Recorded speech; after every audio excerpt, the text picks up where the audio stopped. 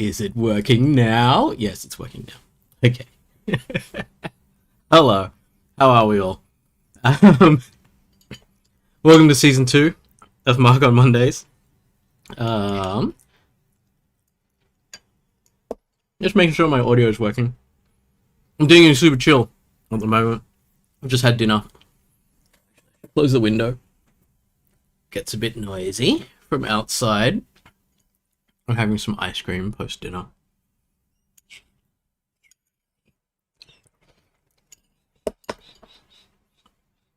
Oh, hello, Zero. You like new haircut? Thank you kindly. It's actually an old haircut that I have been doing for a while, but there were several times along the way that the haircut was not able to be maintained. Hi Matthew, hi Jack. How are we all doing? Let's have a look. How many people are here? Oh, there's only 5 people here now. We'll see. We'll see how many people turn up eventually. But what we have is new stream technology. It's not really technology, but I made some overlays. As you can see, they're very, very highly professional overlays that we have. Up here, you can see that it's me. In case you couldn't tell, it's got my name on it. And Chicken Cam, spelt properly, Chicken Cam here. And also, we got a new table in the lounge room. And so it was like, with a new table in the lounge room, didn't quite have space for the cat tower anymore. So the cat tower is just here with me in this room. Actually, you can really see the color difference between my iPhone camera and my webcam here. But yes, the cat tower is directly behind me, which actually makes it really it actually just makes it really nice for Chicken, because Chicken always likes to hang around near me, but she doesn't really have anywhere to sit. So she would sit on that chair over there, which is the old Chicken Cam. It's not even in the shot anymore. Actually, you can kind of see it there, that pink chair that's there. But with this tree here, she will totally hang out here now.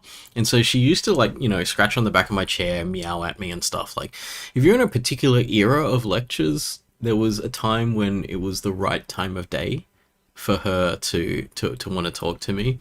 And so she would just talk to me while I was lecturing, and it'd be like, hey, Chicken, I'm working right now. But at the same time, it was nice to have her say hi. But now she has her own, like, total playground right behind my chair, and so she hangs out here a lot. You might actually get a lot more fun out of the Chicken viewing than previously, because, like, that old chair she used to sleep on. But this thing, if she's not, I mean, she is napping in the top of it right now, up in the, what do they call it? The pirates, call it a crow's nest or something, like the thing at the top of a pirate ship. So she's up there, but, like, you can actually see, I don't know if you can see that clearly, the carpeting here on the tower is actually, like, really torn up. So if you're lucky, you will see Chicken playing in her natural habitat, where she'll, like, drag herself around that thing and scratch it and stuff like that. So if we're lucky, we will get a performance tonight, which is something that I don't think we'd ever gotten before from Chicken in the streams or anything like that. So I think we're now mostly stress-free for students. Well, I mean, there's a massive amount of stress that you haven't got your marks back yet. Because some of us are dragging our heels and have not actually done all the marking yet. I will blame that on other lecturers, not me. My subject is a little bit slow. And no fault of my tutors, I just set stuff really late. So the marks aren't going to get released at the normal time that UNSW would release them up. I'm sorry. My bad.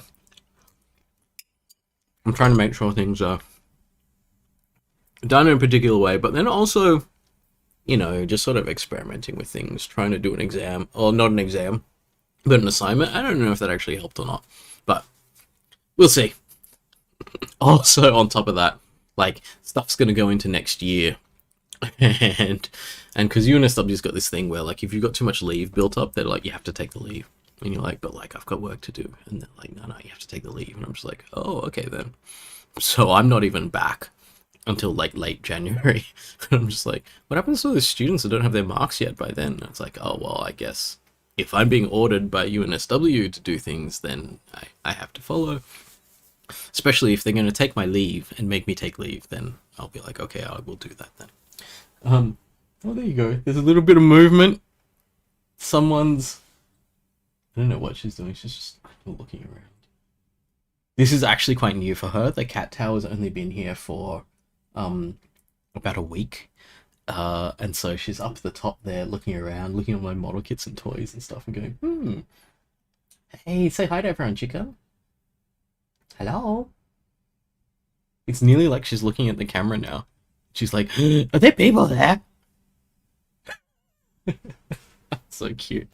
So anyway, I hope that you're all now free from having to do any more work, unless people have like supplementary exams and stuff like that. Then yeah, you've got more work to do eventually.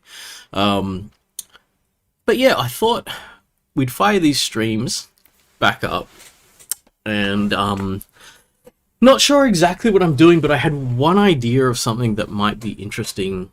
The movement at the station for the word had got around. Chicken had stood up. I love it. She's just chilling now. She's looking at the other door. Maybe she's like zeroing in on whatever's happening down the corridor, but she can't quite see right now. Hi, Olivia. Also, hi to everyone else who's turned up in the meantime. Who have we got? Antarctican's here. Murney's here. Dongshu's here. Dongshu's excited about my new stream overlays. They're so artistic. Look at them. It's like, it's nearly now to the point where my my god-awful Microsoft Paint stuff that I use for a whole bunch of diagrams and things like when I'm teaching has become now a signature connection to me. So I'm just like, it took me all of like 20 minutes to put them together. And then most of the time was resizing them so that they'd be around the same aspect ratio as the cameras. But otherwise, it's just like, yeah, it's just me drawing a box and then doing a paint fill on it. Yeah. Zero said your cat also sleeps in a single crow's nest like that. Which oh no, there's only one. There are others, but that's the one that she likes to sleep in. Chicken's pretty chill. She has the run of the whole house. So like, if we're in bed, especially like with my god awful sleeping patterns, if I'm still asleep in the daytime, she'll be like, "There's a warm patch there. I'm just gonna sleep on him," and other times of the day, like the new table we got. So we just got a new dining table. She's like, oh, this is a platform for me to sit on. So like just this evening when I was having dinner, it was just like this cat hair all over where I sit. I'm just like, oh well, I know it. I'm a cat owner. I know that I have probably in the last 10 years eaten a significant amount of cat hair, and that is something one must accept. Yeah. Who else is here? Olivia, hello. Yeah, I think that's everyone. So, okay, so ideas for what we can do over summer. I'm not going to be like streaming 100% every week over summer. There's going to be times when I'm like off spending time with family and with friends and stuff like that. So it's different from like between term 1 and term 3 this year, where I was like, you know, I'm kind of working that whole time in a sense. And I actually considered Marc on Mondays that time at least to be a little bit of like actual work, because there's a lot that goes into teaching, I think, at a university that's not delivering courses and teaching. I think it's quite important that we have a sense of community and things like that. And during the pandemic, especially when we were locked down and stuff, Marc on Mondays was really a thing to be like, hey, let's try to do something so that people can come along and hang out and like feel like there's something happening. It doesn't have to be that anymore, which is nice. And I'm hoping that Sydney at least is going to become a little bit less locked down than it was before, and also that a bunch of people are actually going to get back to Australia. So I was talking to one person in particular, Kaichi. He's probably not here right now because I think there's a uh I don't know if it's CSC SOC or it's actually CSE projects demonstration meet that's happening right now. I didn't know everything else that was on right now, and I've just like scheduled this because I just used to schedule at 8 p.m. Mondays. So we'll see if people turn up later and stuff like that. Oh, Matthew's already saying things that we should add to the games list. So this is the games list that I've got here. Stuff that I was going to play. And what are we adding? Celeste and One Shot. Ooh, I have not heard of One Shot. Celeste I've at least heard of. We'll look them up later. Okay, so yeah, it's not going to be like full on, but I might do the same kind of thing that I do sometimes where I'm like, I would like to teach this, let me try it out with you. And then you on my stream can tell me whether things are working or not and stuff. Yeah. And Tarkin says Saturday night in the city is like there's no lockdown at all. I was in the city Saturday evening as well. It would be funny if we'd run into each other. Actually, that happens. It's happened once or twice before where I've been out somewhere and then like a couple of people have just gone, "Hey, you're Mark," and I'm like, "Yes, hello." I don't know who you are. It's really awkward, this asymmetric relationship where I can be talking to you now and I don't actually know what your faces look like or anything like that. But yeah, I was going out last weekend. I went to Oz Comic Con, and that was cool. It was kind of like you could feel that the pool of people they could draw from was a bit smaller because some of the states in Australia are still closed off, so some people aren't coming who would be regulars there. So it felt like they had to shrink their con a little bit, but I was really glad that it happened, and it gives people a chance to start growing these things again. Because PAX is now 2 years since it's happened. That's the real big one in Australia. Supernova snuck in. So Delta had arrived in Australia when Supernova happened, but it had only been here for a couple of days. So the event still happened, then after that everything just kind of locked down. Right. It'll be nice when people can kind of come back together. I'm looking forward to actually like things like CSC soccer barbecues where we're like because I went to a barbecue in between the lockdowns and there was like 300 people there. It was one of the few things that was really like kind of bring a whole bunch of people onto campus, and I thought that was really cool. I actually got asked by some of like the people like the Dean of Engineering and stuff like that. Like people were like, how do we bring people back on campus? We want campus to be a thriving place where people enjoy their time, people can help each other and stuff.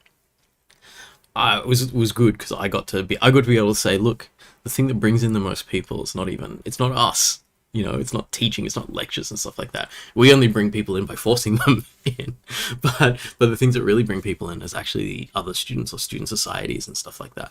So I was like, maybe you should like funnel resources into the student societies or give them, infrastructure and stuff like that to do things. So I'm hoping that sometime, the uni takes time to make things like this happen, but sometime in the future there'll be like, spaces for societies to run events and things like that.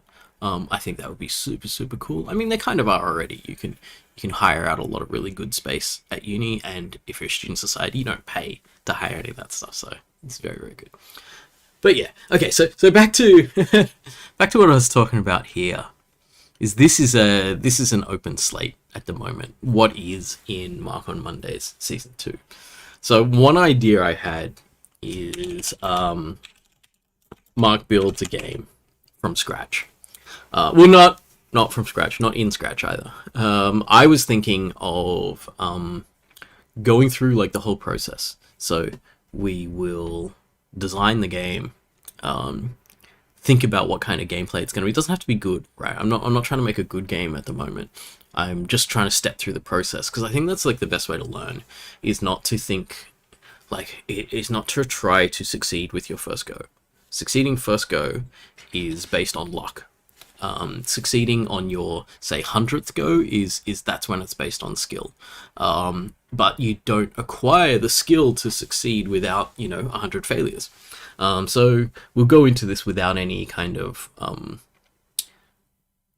without any idea of like whether it's going to be successful or good or anything, but more about just what am I going to say? Just going through the process, learning how it works. So I thought that might be a cool thing. I don't know how many sessions that would be. Like if I only do like an hour or 2 hours at a time, it won't be. It won't even really be complete, I think. I just realized something. Oh no. No, I can't change it now. My stream is on normal latency, so I don't know how long it takes people to say something for me to see it. So we're not going to be as interactive as I usually am on this stream. Actually, like, let's try this, right? So I'm gonna count down and then type in hello or type in chicken, right? When I count down. Okay, so 3, 2, 1. Type in chicken now. So anyone who's there, if you're doing that, I'll see that on the chat and I'll see what the delay is between me saying something and it turning up. Oh, it might actually be really long. There you go. Okay, Amy said it then, which means what am I? It's not quite a minute, but it's still like 30 seconds or something like that. So we're, yeah, okay, that's fine. That's fine. When I put it on ultra low latency, I can get down to like 5 seconds behind, and then I can have like, it's easier to have a conversation if we're gonna like start riffing on things. But we'll see how we go, right? So this is one idea. I build a game, and I was thinking it might be interesting to do it with, like, just all the design stuff I'd usually do for making a game, but do it in something like Unreal Engine, because, like, most of the game dev I'd done was in Unity. So I know nearly nothing. Oh, and Toxicus and Stats for Nerds gives me 26 seconds. Right, okay. 26 seconds is acceptable. We'll live with that. Also, like, I've done a lot of teaching people how to make games in the past, so I think it might be interesting to step through it. And maybe people will learn something because, you're not just here because... Well, I mean, you are here because I taught you stuff, so if I keep teaching you stuff, maybe that's interesting. Who else turned up just then? Oh, Amy turned up, hello, and Michael did as well. Hello, how's it going? Yeah, so I thought it might be interesting. We can build a game, we can go through the design process, we can go through iterations and testing and things like that. I could even open it up so that it's not just me making it, other people can edit it and things like that. Got to figure out how the infrastructure setup is as well, because I've literally not done a completed project in Unreal Engine, so it'd be interesting to see how well that works with different types of source control and stuff like that. So if people wanted to do it as a group, they could get involved and stuff, and they could make edits to the game and things like that as well. So we'll see how we go. This is still like I'm trying to be more conservative with ideas than I was last time. So when I started the season 1 of Marc on Mondays, there was these massive grand plans. I'm going to do this, I'm going to do this, I'm going to do this. And it was like, Marc, you were epically burnt out from teaching 1511, one of the largest subjects at UNSW, on your own 7 times in a row. You're supposed to be taking time off. Like, you're supposed to be having a rest. And I did not rest. I did not rest properly. Graphics was a struggle, but it happened. It's interesting, like, going from a highly refined subject like 1511, where Andrew Taylor had been refining the design of that subject for a while and tuning it so that it was like quite balanced and ready to rock, And so I took over, little iterative adjustments as I went along, but nothing huge. And then I took graphics and I was like, oh, I'm good at this thing. I can do this teaching thing and this university thing. And so I was like, I can just design the course from scratch on my own. And there's so many things wrong with it. It's pretty funny.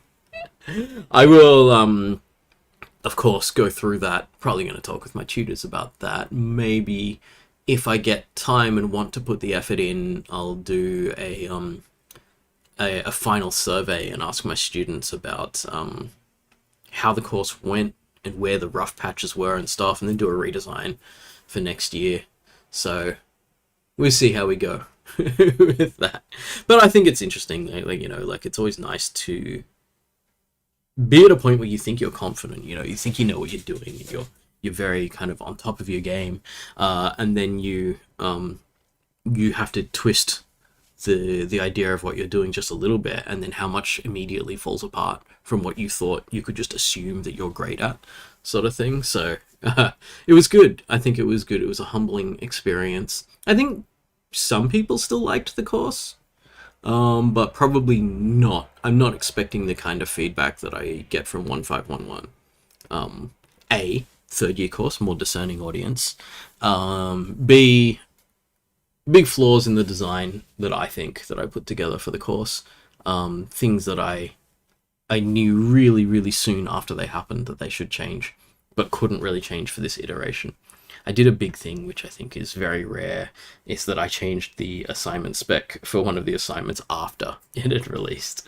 So it was like, try to make it so that I'm not screwing over the people who have already, say, finished the assignment. Not that there would have been that many at the point I did it, but also make it so that the assignment itself wasn't as, like, I think punishingly difficult as I initially made it.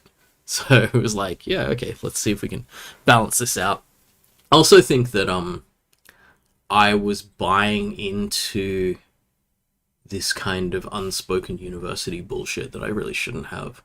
One thing that I think that we need to learn as we're going through things, and especially once you develop a lot of experience in a particular field. Like, so for example, I've been teaching uni students since 2000, I think was the first time I started tutoring. And so obviously while I was tutoring, I had a level of experience. It wasn't that great, but I built it up a little bit as I was tutoring.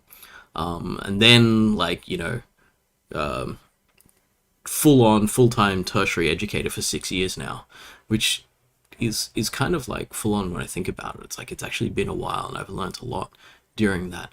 Once you've built up that experience, you do have an instinct for things, and you need to listen to it. It's not always going to be right, but you still need to listen to it. And I ignored it a little bit, and I kind of went and did things that I thought this weird perceived notion of the university would want me to do, rather than what my instinct said was good education. And really, fuck that. Never do that. I didn't even know. Like, it's not even like anyone at the university told me I had to do something a certain way. I just felt this weird pressure that doesn't exist. You know, I don't know what gets this feeling. Like, my partner was telling me about this, that, like, her parents were reasonably supportive, like, when she was studying for HSC and stuff like that, when we were kids, right? Although that's quite funny. Some of you some of you, the HSC is a burning recent memory, a post-traumatic kind of like horrendous thing. But for us, it's like the distant past. But she was saying that, like, her parents didn't put a huge amount of pressure on her, but she took pressure from them nonetheless. And I think that's what my relationship with the uni was when I was creating a new subject. It's not new. The subject has existed before, but I did a complete redesign of it because it was like, I can't teach someone else's subject that well. So I thought, let's build it up from scratch. I took this pressure that didn't exist. Well, I don't know if it exists or not. Maybe it does, maybe it doesn't. I don't know. But it's too late. It already happened. So I took it and I incorporated it into my design, which I really shouldn't have done.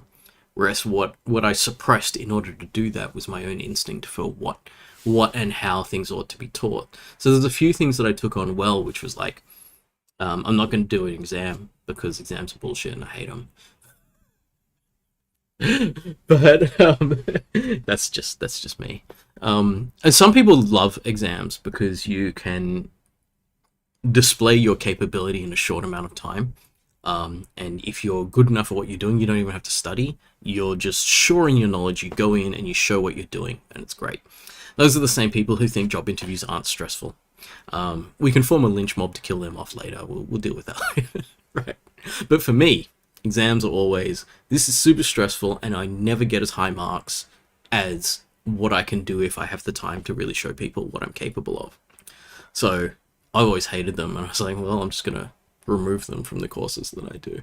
I don't know if I can do it for 1511. Like, when you're foundational, you're sort of building up like raw skills. It's like, can you do this? Can you do this? Can you do this? Can you do this? The exam's kind of a perfect assessment for that. But for later courses, it's kind of irrelevant. And so I tried to remove the exam, but instead I put an assignment in its place, and mistakes were made. It was really hard. It was like designed to get the same kind of marks that you'd get in an exam, where, you know, like people, you know, we've all been there, right? You go in an exam and there's like 8 questions in the exam and you answer 2 of them and you go, I am dropping out of the uni. And then you get your marks back and you get a distinction and you're like, what? I answered 2 questions out of 8. And it's like, yeah, the exam was just hard. That's the deal. But if you do that in an assignment, you don't just go, there's this time limit, you can answer 2 questions out of 8 and you'll probably still be fine. If you do it in an assignment, what you do is you throw people into weeks worth of stress. So they're looking at it and knowing that they can't complete it for a couple of weeks. And that's what I did. I did that to my students, and I'm still not okay with the fact that I did that. And wanting to figure out a better way for next time. So work will be done. I'm not going to do that work now. I'm so tired. This year has been like just kind of like epic burnout. I did have something nice though. Like I got given an award by UNSW a few weeks ago, which was a Students' Choice Teaching Award. So I think there were 4 of us picked out. This is the whole of the uni, which is really nice. So it's like more prestigious, I guess, than getting an award within CSE or within the Faculty of Engineering. So this is a teaching award that you were not allowed to nominate for it, and staff are not allowed to nominate staff for it. So the nomination had to come from students. It was nice. I read some of the nominations and they were very, very nice. Wonderful things to hear from students. Yeah, and so I won that award, and that was a really nice way to kind of cap off what has been a very difficult time teaching. So I think it's nice. And I can say this now because it's like I'm here hanging out with students, that knowing that it came from you and not from other staff actually makes it worth more, because A, you actually received the teaching, so you know what it was, as opposed to other staff members who might see a little bit of it, but they don't have to go through the whole process, right? They don't have to be there listening to everything for like a whole 9-10 weeks and actually need to get something out of it. So I think that often students are a better judge of our success than other teachers.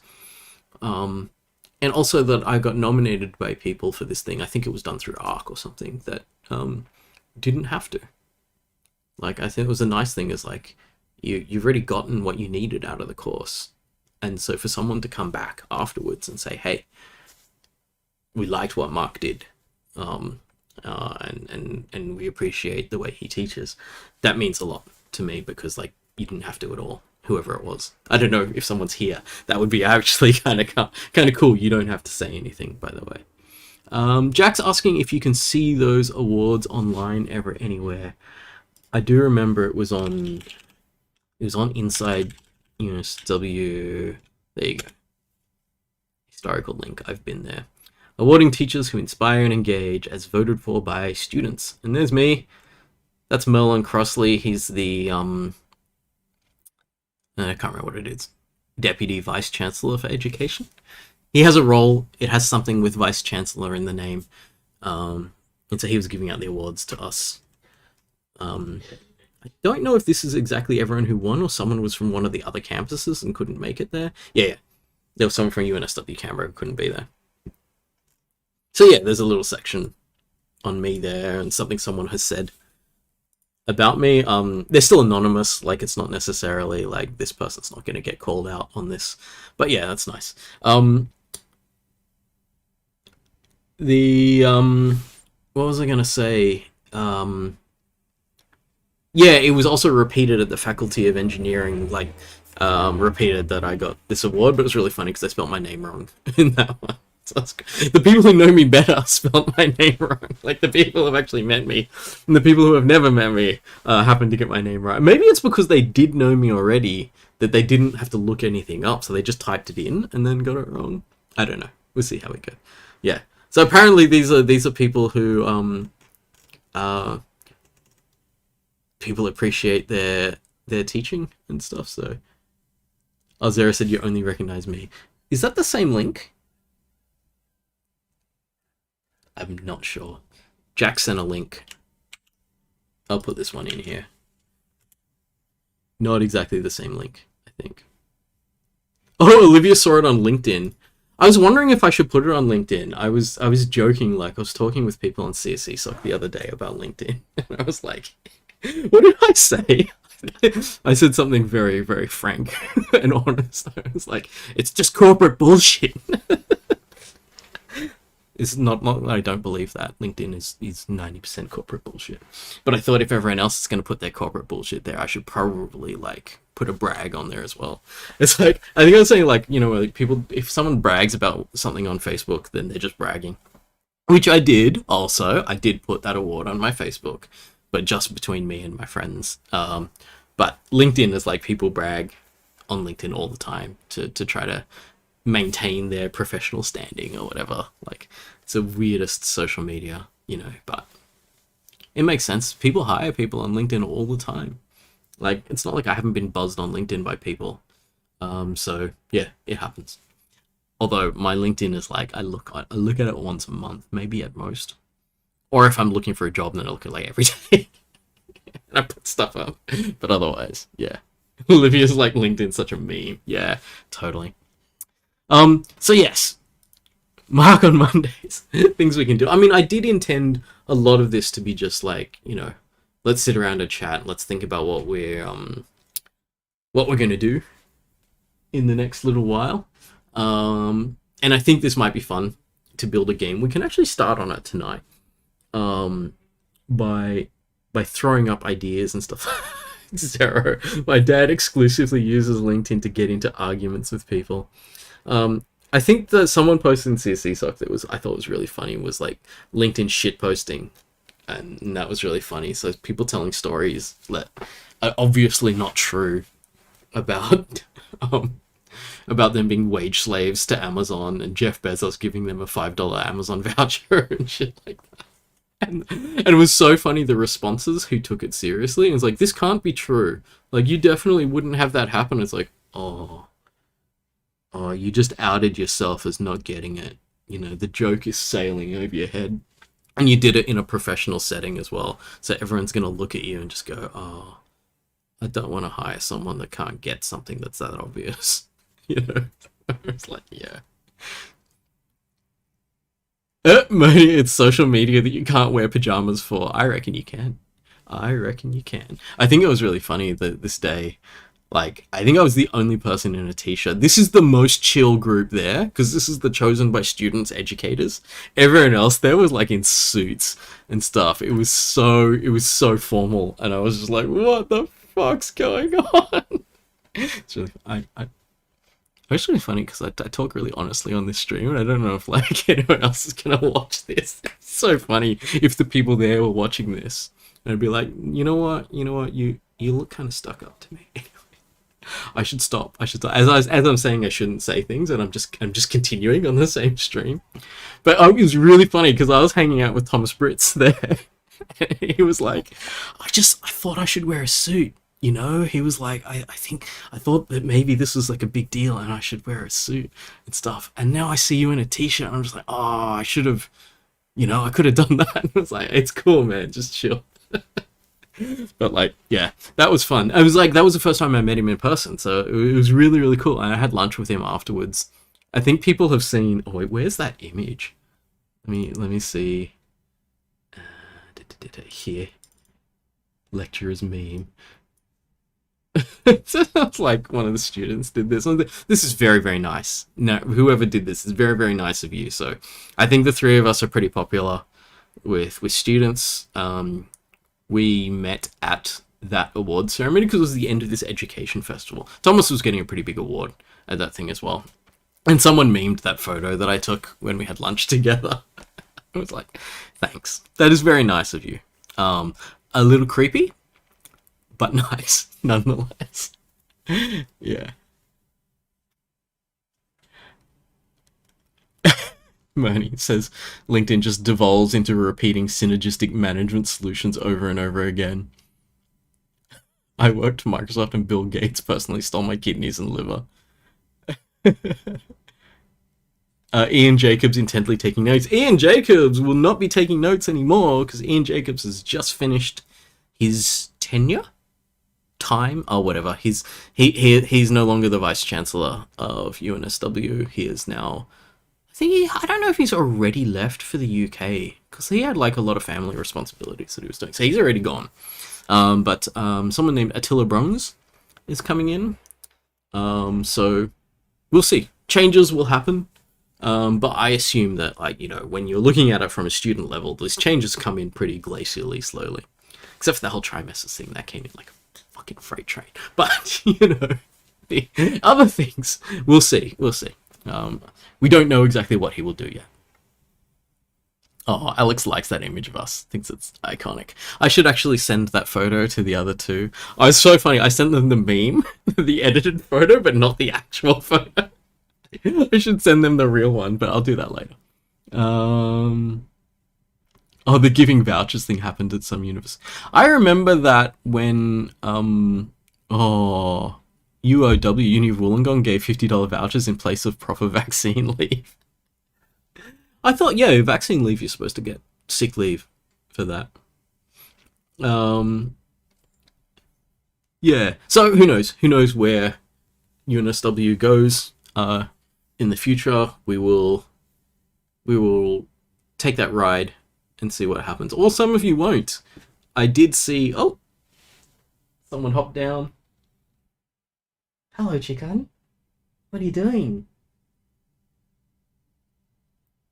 I think she just heard my partner moving in the corridor and is wondering whether to go out there and see what's happening. Do you want to go out? Yes. I'll open the door for you.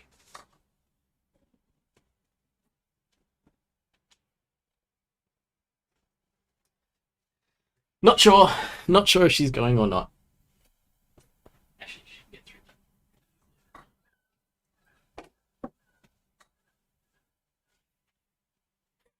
It's like, want to give you chicken cam, don't want to dox my partner. She has her own life. She doesn't need to be part of this whole Mark on Mondays thing. Chicken hasn't actually left that. She's still just sitting on top of one of my piles of board games over there. Anyway. You, Sid, gave a $2,000 payment to people who work semester 2 in place of actually addressing wage theft. UNSW's been pretty good with it so far. I'm not sure though. That's just from what I've seen, and I see only a very, very small little circle of what happens.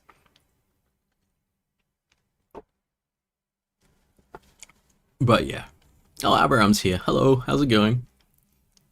Did anyone else turn up who I haven't said hi to yet? No, not necessary. Oh, Abraham, you made that meme. I always find it hard to tell because people keep changing their usernames in Discord, and I'm just like, wait, is that person? Alright. So yes. Stuff. I don't know, I don't want to talk too much about this. I'm trying to get into the holiday spirit. So it's funny actually because I had heaps of leave saved up with UNSW because it's hard to take leave when you can't leave your house. Like, there's really no point. I'm like, I would love to go on holiday, but I can't go on holiday, so might as well just not use my leave, you know. But now they're like, okay, you have built up all of your leave for a year and not taken any of it. You have to take some of it now. So they've said from the uni break onwards, you're on leave for a few weeks. So I'm just like, that's good. I need to like chill, and I need to actually learn how to chill. See, look at me chilling. Oh, I'm in the chicken camp now. Yeah, right. So we'll see how we go with that. I still don't really have anywhere I'm going, but I'm meeting up with a lot of friends and stuff like that, so I think that should be good.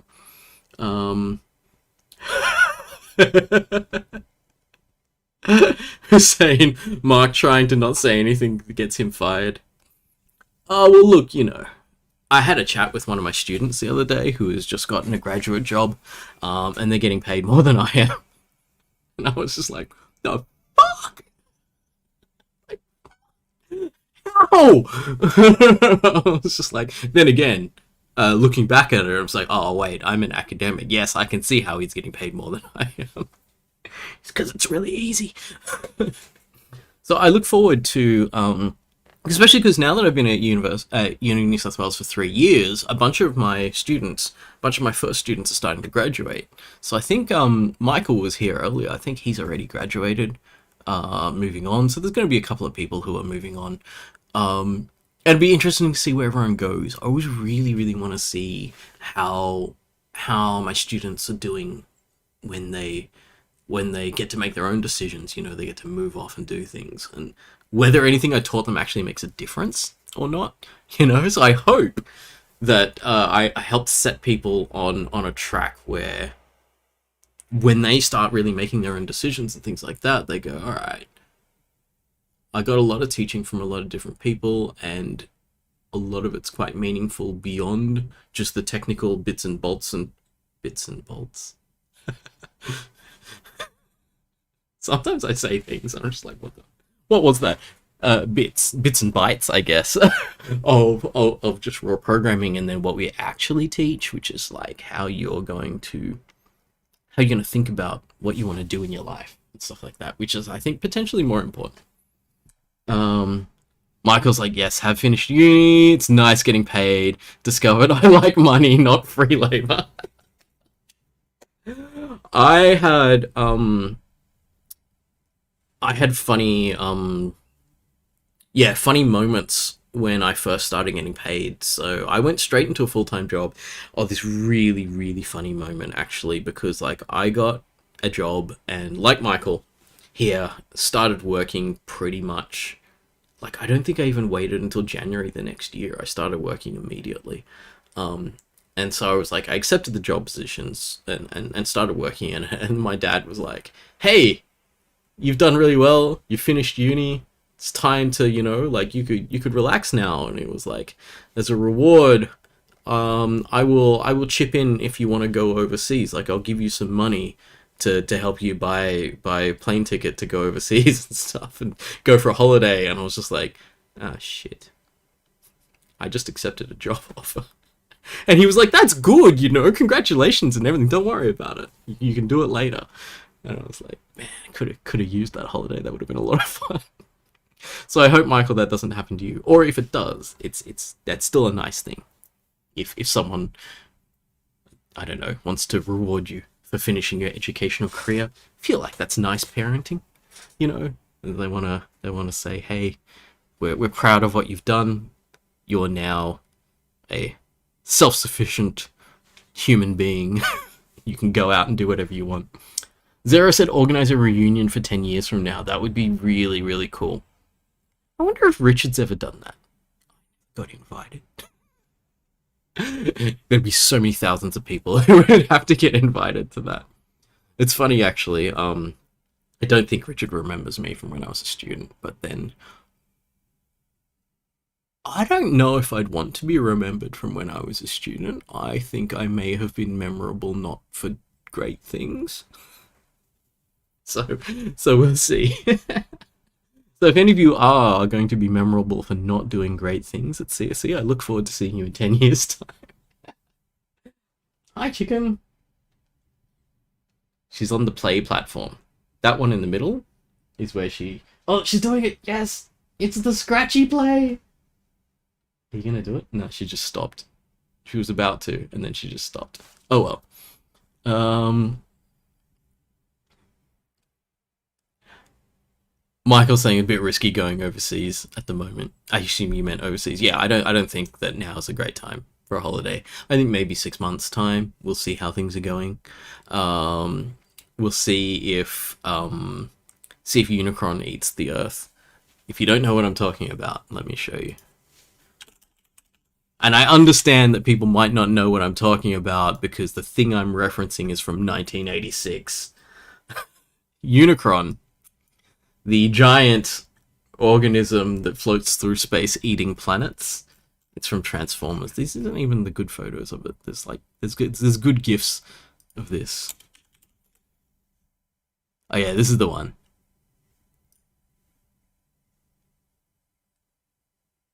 Unicron eating Cybertron. Oh, there's already here COVID Unicron. Yeah. Anyway, yeah. So that's why I'm calling it Unicron now, because it makes me laugh, and sometimes you need to laugh about these things. Oh, Izzy, is that evil? It's evil Izzy. Goodness, season 2.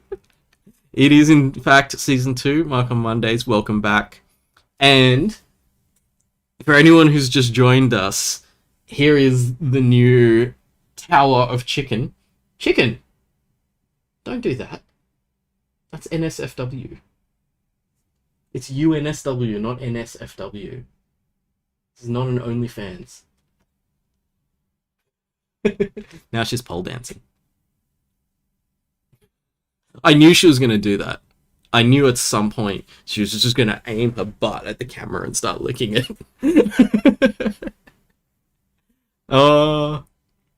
And Olivia's excited that she can actually use the scratching post. Yep. Look at you, you're posing now, aren't you?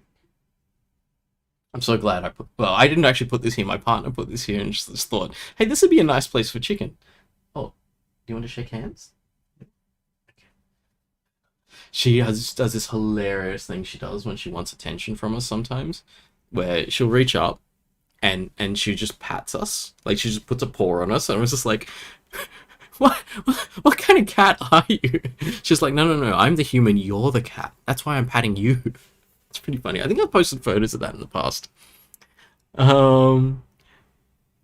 Yeah, what else is people saying? Oh, you're saying your cat never uses the scratching post. It's quite nice, because we used to have a couch, and Chicken would scratch the couch, and then so we got a couple of scratching posts, and then she really went for the post instead of the couch, which I think made a big difference to us, I think. Someone said they would pay for Chicken OnlyFans. And Zara's laughing at Chicken's face when I told her to stop. She knows. She does know her name. Whether she reacts to it or not is a matter of her choice, I think, because she's just like, yeah, I know my name, but I don't have to give you my time. It's very different. Chicken OnlyFans. Oh, Zara has a cat that pats them also. That's great. Okay. As you knew was going to happen, because I titled this Marc on Mondays, I would just talk about random stuff for a while. There are things that we can do tonight. So one thing is we could start thinking about this thing about putting a game together. We could start actually doing some design work tonight, brainstorming possible ideas for what this game could be. Daniel said third camera attached to Chicken called Chicken Run. That'd be so funny if we put a collar on her or like a harness on her and attach a GoPro to it. I did say I wasn't going to dox my partner though, so we're not going to put a camera on Chicken where she can run around the house. Shrey's here, hello. New setup. Yeah, look at my like amazing overlays. I got an artist. I didn't. I made them in Microsoft Paint. I will call myself an artist and say I got an artist to make these overlays. But better than the overlays is the physical stuff that we've got here. Is that we have the Chicken Tower, as it is, and we have Chicken in the Chicken Tower. She actually really loves this tower, and like she's using it more than she used to use it. So when it was in the lounge room, she'd use it occasionally, but now that it's right next to me, she's here a lot, which is super cute, because like for both me and my partner, depending on the time of day or night, Chicken always wants to hang around near us. But in my space here, there hasn't really been a good place for her to sit. Unless she comes and sits on the mouse pad, which is like super annoying if I'm trying to do anything. So it's like right here, and she just hangs out here and just like looks down on me, frankly. Izzy has a blueberry cow pillow pet. Aw, that's cute. Doom in Mips. Ada said, Mark on Monday special, what cats do when their owners aren't home. I love seeing that. Like, I saw a documentary about cats once where they, like, did do that. They attached cameras to them and saw where they went. And they were, like, 2 suburbs away, just roaming around and stuff and then coming back later. And the best one is the cats who were just, like, eating from, like, 4 different people's, like, houses and stuff like that. Like, all these different people thought that they owed this cat that was, like, a stray that would come in occasionally. It's like, oh, it's not a stray. It belongs to a person, and it's just eating food from multiple houses. What would you be like, chicken? You'd be a big chunky, wouldn't you? We think some of the cutest things about chicken is just like the way that she holds her paws. She has this way of doing like this, kind of like this wide paw thing. It's very cute. She's not doing it right now though.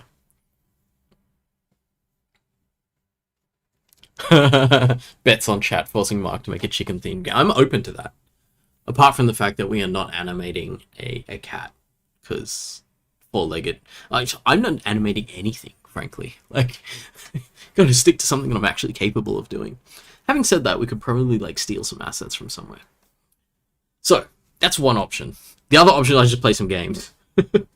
So I have one set up and ready to go. So tonight, because we're not like an hour in, like, and so now I should be talking about what we're gonna do tonight after I'm like an hour in. Start brainstorming game designs.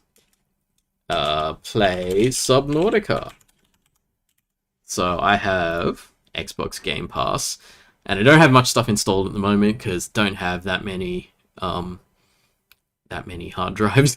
Actually, I've got 3 hard drives in my computer, but I really can never be bothered putting anything on the actual spinning platter hard drive. So when I have games, I'm just like, no, you're going on one of the SSDs or not.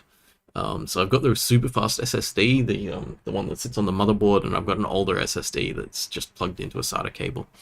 And so like my current Game Pass is quite limited. There's not that much stuff there, but I've got, as we've all got, way too many different game launches nowadays with lots of different games. So my hard drives are pretty full nonetheless. Assets made in Paint from Sam. Hi Sam, how's it going? Trey said, oh, Halo Infinite. Yeah, I haven't installed it yet, but I will play it. I'm actually doing a playthrough of the old Halos via the Master Chief Collection, and I finished Halo 3 sometime during Term 3. There was not a lot of, quality sit down and gaming happening during Term 3. There was a lot of low quality stay up very late at night writing lecture slides happening in Term 3 instead. But over summer there will definitely be gaming. So Zero said, idea of Subnautica.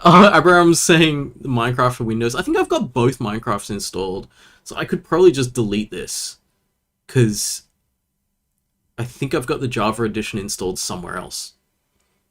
Unless this is now something people are saying Microsoft forces you to migrate from Java. Is Minecraft Java not happening anymore?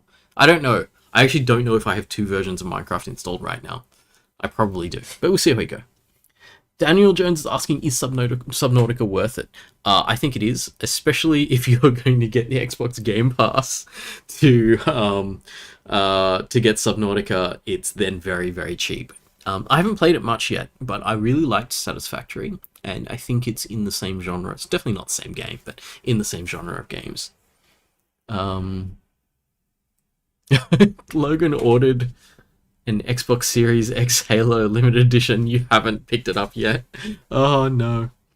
Another guy asked if I've ever played Dark Souls. I have not ever played Dark Souls. A friend of mine gave me a copy of Demon Souls, I think. Like the game that was before Dark Souls, for my PlayStation 3, probably like 10 years ago or something, and I still haven't played it. I've heard it's really good, but also that it's really punishingly difficult, and I might get really annoyed at it. And I'm like, so much nowadays, like with work being super stressful, a lot of my games are just really chill games, like games that it's very hard to lose at, or games that don't have like sort of high dexterity based, high skill combat, because it's like, I die 3 times in a row, and I'm just like, this just reminds me of work now. I'm gonna stop. I love it. That's not what work is like as a lecturer. I die inside every time. No, I'm kidding. But it was so funny because I had some friends playing Satisfactory, and I was like, "Oh, I'm gonna join you. I'm gonna play Satisfactory. I love Satisfactory." And I was watching their chat, and I was like, "Oh, they're building this. They're building this. This is really exciting." And then it was like, I got to a point where I was like, "Oh, I actually don't want to do it. It's just too much effort." It's like, I'm going to have to build things, and because we're doing it co-op, we actually do want to stick to a plan and stuff like that, so it would end up being really, again, too much like work. Which is weird, because I do like hanging out with my friends, and I like playing Satisfactory, but like, maybe I'll join them later. I don't know if they're still doing it. They did it for a couple of months.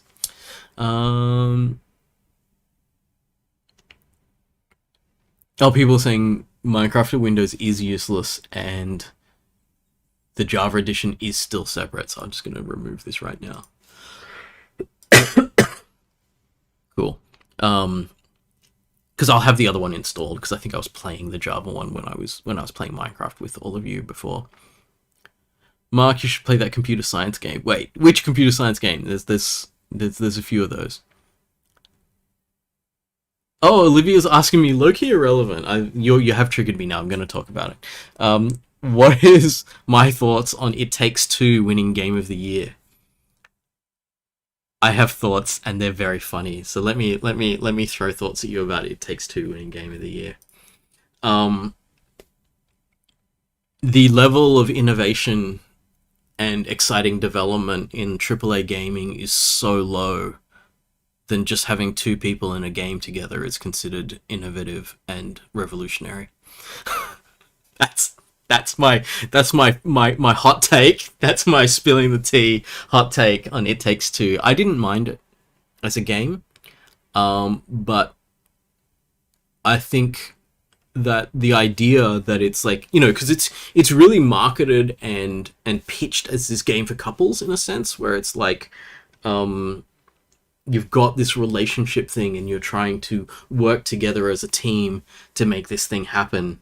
I think that It Takes Two was developed in the back end as a super serious core game with a whole lot of really high-end, kind of high-skill puzzle things, high-skill movement, and all this kind of stuff involved. And then after a while, they went, why don't we change this design so that it's like an accessible design? But they didn't change any of the gameplay. So I don't know if anyone's tried this, but if you've played It Takes Two, in like a stereotypical pair of people, like I say this is stereotypical because like one of them is like a full-on core gamer that's been playing for decades, and the other one isn't. So this is the stereotype, and this is the stereotype that It Takes Two is pitching at, because it's pitching at a really kind of generic, like hetero couple, right? Like the boringest people that you can get, generic hetero couple, and says these people have to work together to solve these problems. So you play in your generic stereotypical hetero couple and see how well that game works. One of you will be fine, and the other will be like, "What the fuck is this? Why is it so punishingly difficult?" And then it gets put away.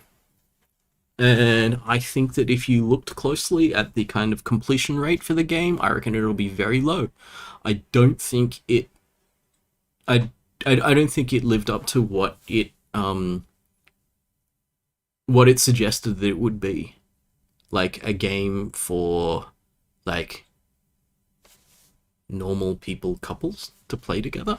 It didn't really work that way. My partner is a gamer as well. Like she knows what she's doing, and she's like, why is this so obtusely put together, this game? It's like, yeah, so it was nearly good, and it was like, eh. So it was like, we liked the idea. It was like, oh, a couples game, we like playing co-op, let's play this. It's like 3 levels in, which like, this is trash. So I don't know, that's my experience of the game. I don't know if that's the same for other people, but I think that if you're going to get in a situation where you play with someone else and you go, don't worry, it's co-op, we'll play it together, it's good, you don't have to know games, they're just going to get smashed by this game that has this kind of cute and sort of chill, kind of lovable exterior, and then throws like God of War mechanics at you and expects you to just do them without the same kind of onboarding and lead up that something like God of War has. So yeah, that's my thoughts on It Takes Two. Like, I think it's okay, but I don't see it being Game of the Year. But then if you ask me what should be Game of the Year, I'm sorry, I don't know. Like, this, like, I think 2021 was a pretty dry year for new games coming out, and I think that the way that the AAA game industry is going these days is that they're always releasing things before they're ready. It's like, I think Halo Infinite is going to be pretty famous as the game that got delayed a year. I was like joking with some friends about this. It's like Halo Infinite, Battlefield 2042 getting released at the same time. Halo Infinite was delayed for a year, 2042 was pushed out early, and it's really, really obvious. Battlefield 2042 is not ready. It's just not technically ready to be a release piece of software, whereas Halo Infinite is. And I think Halo Infinite's actually built up a fair bit of goodwill on delaying. I think gamers are actually happier if they hear that a game that they want to play is being delayed, because when they hear it's being delayed, they think they're actually going to get a good product. When they hear that something's going to come out on time, we just now assume that we're going to get a bad product if it's going to come out on time. And everything that comes out on time isn't good until like 12 months later, and then developers have to play catch up to patch it. It's like Cyberpunk apparently is kind of worth playing on PC now. If you buy it at half price a year after it was released, it's pretty good. So yeah, it's weird. Okay, what chat do we have here? After I got triggered, Olivia triggered me into railing on It Takes Two. It's not that bad a game, but mistakes were made, and I don't know what it takes to be a Game of the Year. I'm trying to think. I don't have anything off the top of my head that's like a best game of 2021. Let's have a look at what is on the list. Actually, let me see what else is happening in chat as well.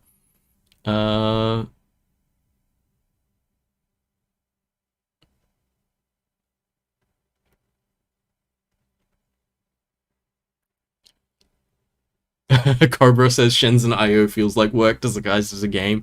I played While True Learn on stream, and then that started to feel like work. I mean, the programming games are fun, but they'll be less fun the more programming you do. Anonic did like It Takes Two, so that's good. At least, like, you know, it can't be... Like, it's okay for me not to like it, but as long as someone likes it, it's good. I'm not saying that it's objectively bad. I just don't think it didn't resonate with me the way that I'd hope a Game of the Year game would.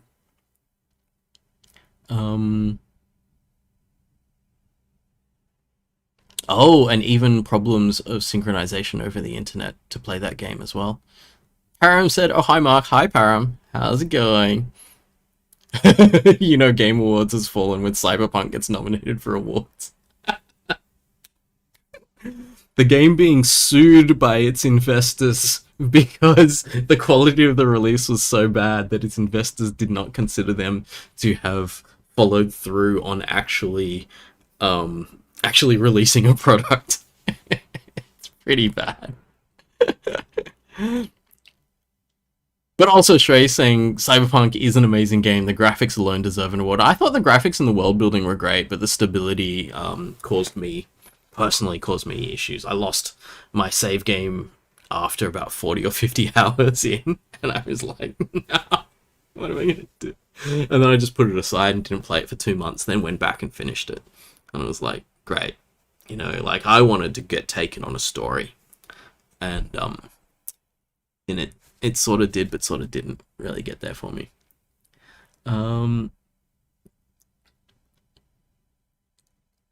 What are people saying? Other games, Pico Park was a nice co-op. Metroid Dread was nice. Waleed's getting 1511 flashbacks. Feel like you're waking up at 3 a.m. for a lecture. I think I remember you telling me about that in the lectures. Param said you found the gameplay to be a bit lacking, even if you ignore the hype and bugs, graphics-wise. Sure, some scenes look great. Cyberpunk aesthetic's pretty cool. Yeah, I had a similar feeling where it's kind of like, if you compare the gameplay in Cyberpunk to the gameplay in, say, the Fallout series, because they're not that dissimilar. They're kind of like, yes, they're first person, yes, they've got guns and stuff like that, but no, they're not shooters. Like, you never put one of them up against like a shooter role-playing game like Destiny and expect that kind of amazing gunplay that you get in Destiny. Instead, you go, this is an RPG with guns. Don't call it a shooter, because you don't want to compete against real shooters. But yeah, I found Cyberpunk to be clunkier and easier to kind of ruin than Fallout. So the last Fallout, bear with me, because the last Fallout game I played was Fallout 3, which I really enjoyed. I thought it was really great. But Cyberpunk was like, you can pick a decent way of playing, and then you can trivialize a great amount of the game, and then your encounters become boring because you're too powerful for them, and they don't scale up accordingly to give you meaningful problems to solve. I found myself just steamrolling the game, which is okay. You know, it's not like I haven't played other games where I have built up a good RPG build and ended up steamrolling the game. But even other games like that, like Borderlands 3, I find I can steamroller parts of the game, but with my Uber build with amazing gear, there's still other parts of the game that have some challenge in it. Cyberpunk never really kind of felt like there was a tuned spot that was nice to sit in, where you felt yourself using skill, and only just beating the enemy. You know, that's what you want to feel.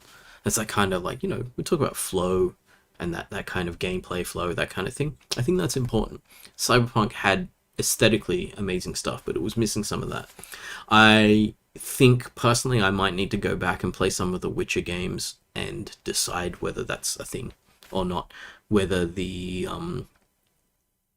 that's just CD Projekt Red and the way they design games, or whether Cyberpunk itself was just a little bit less tuned.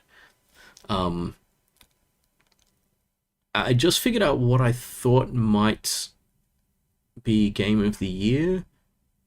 What about Disco Elysium? Is that 2020 or 21?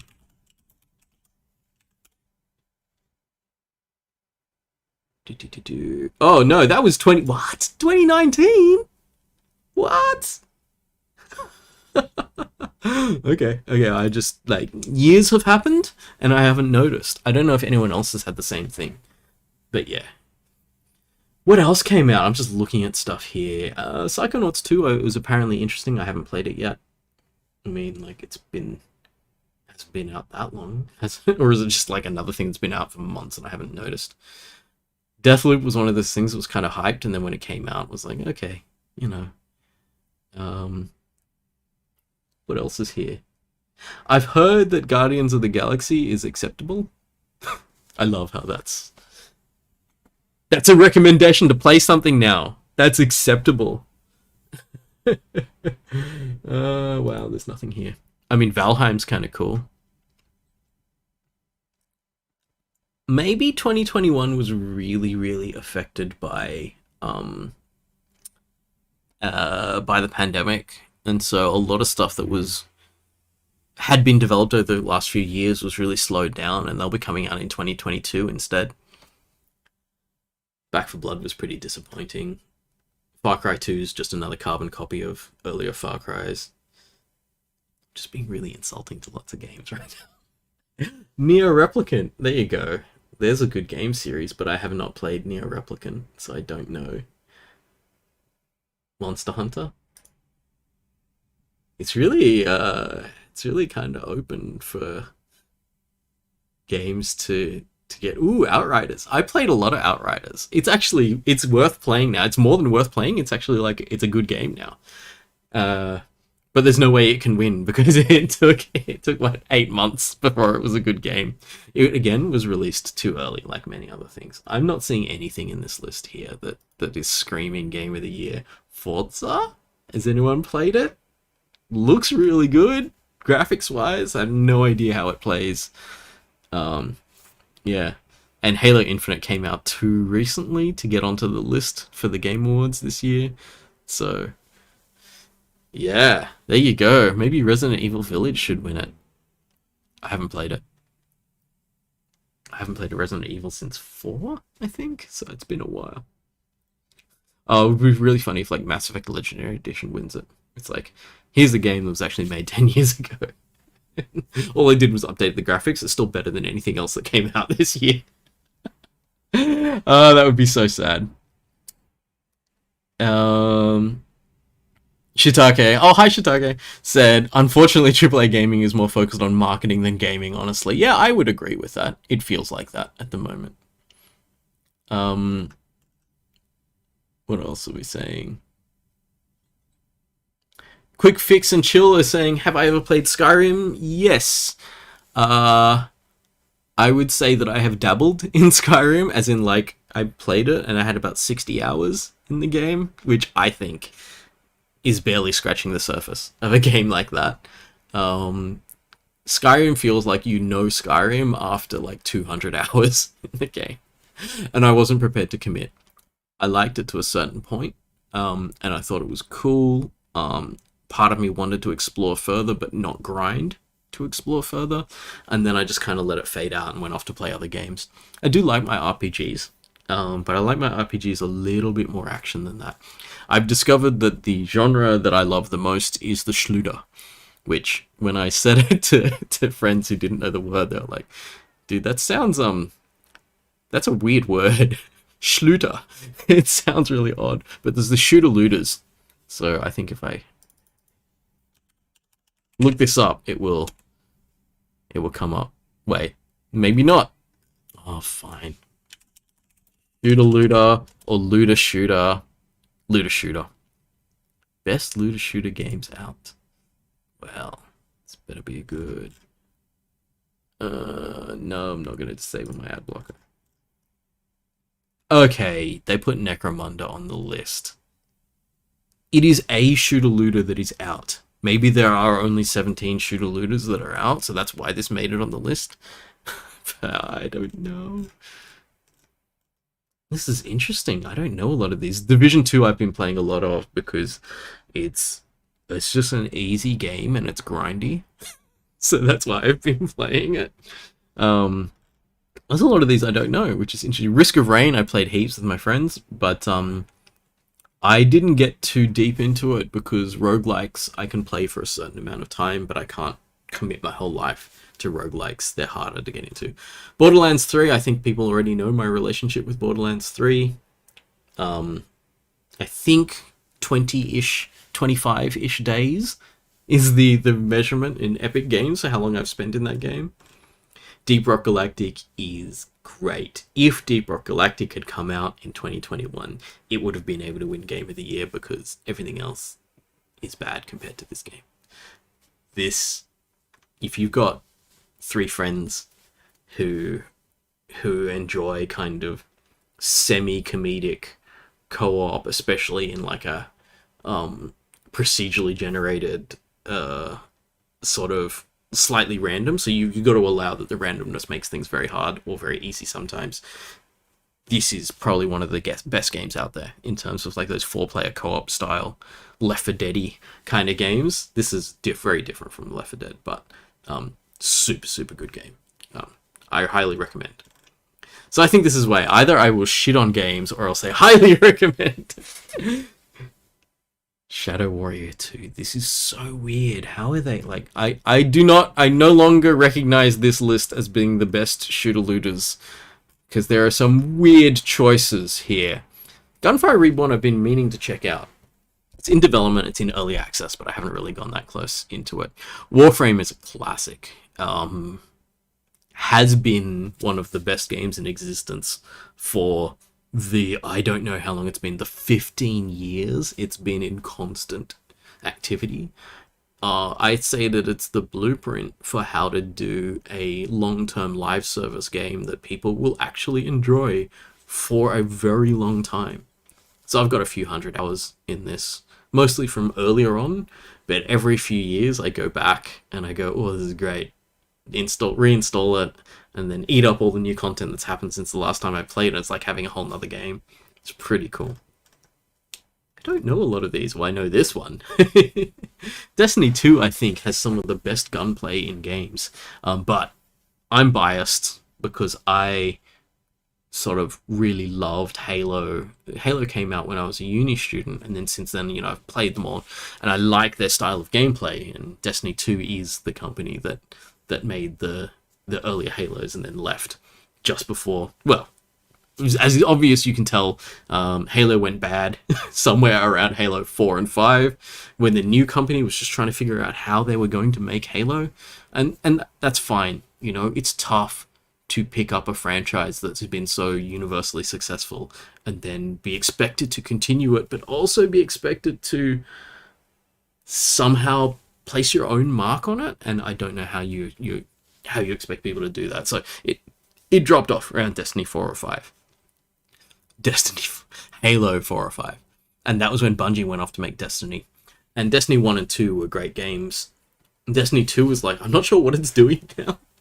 I heard that they're like removing older content from the game so that they can have a sort of tighter experience on the newer content, which is good and bad. So it's really bad if you want to pick up Destiny 2 now and see what the storyline is, because there's just huge gaps in it now, which is a bit sad, but I do understand that they want to tune things, so I don't know how it works.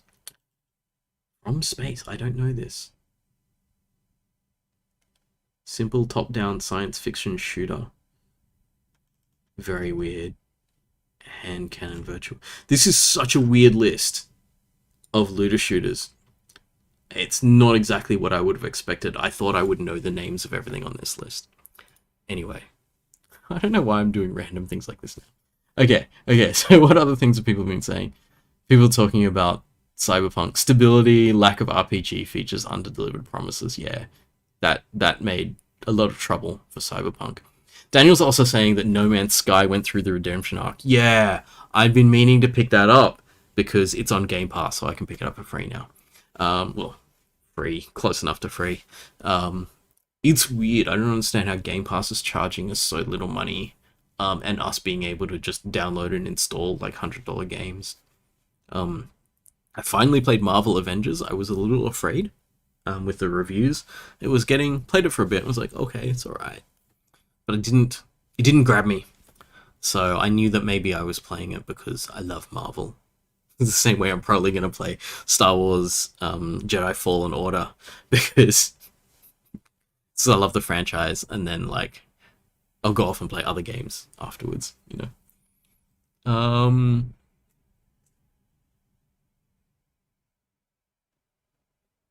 Zero said that you didn't like The Witcher purely because how many controls there were. You need 3 layouts for controller. You've gone too far.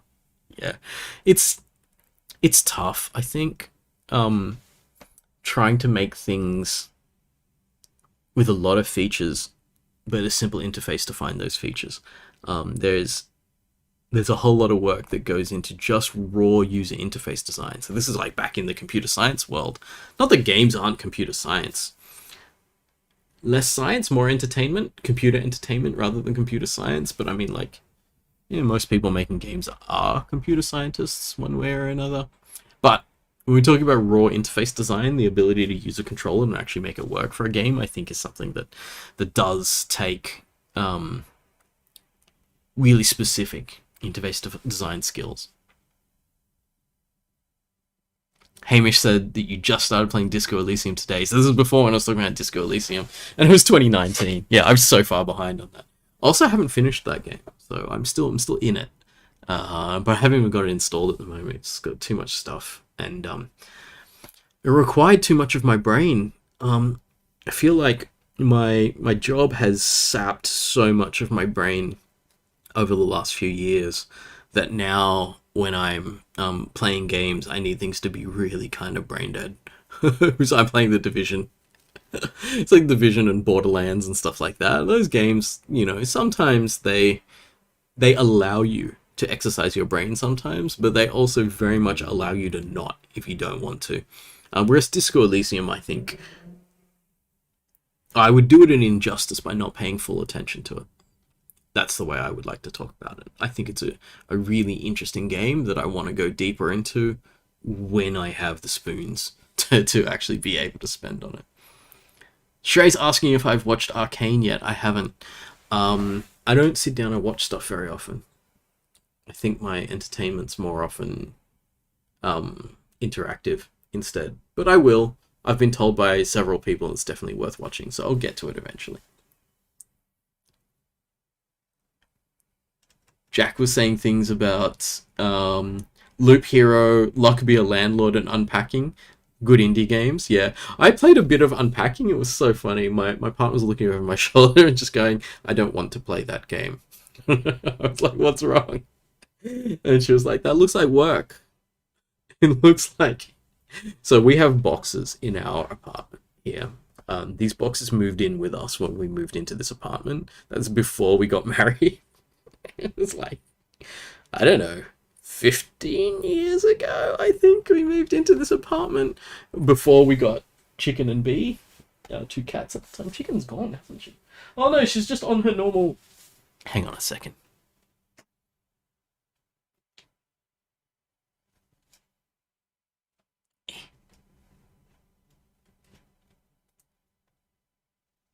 How are we doing? There we go. Slight adjustments to Chicken Cam because Chicken's moved. So she's obviously decided she doesn't want to be active now and it's nap time. So that's where Chicken Cam is now. I was going to say, yeah, there's boxes in our house we haven't unpacked. And I don't know what's in them anymore. Probably like stuff from the 90s and stuff that we just carry around with us because we're like Gen X. Yeah, I think we're like borderline Gen Xers. So we have things like CDs, collections, like big collections of CDs, which are pretty meaningless nowadays. Now, if I want to listen to music that I used to listen to in the 90s, like I can still just like look it up on YouTube or something like that.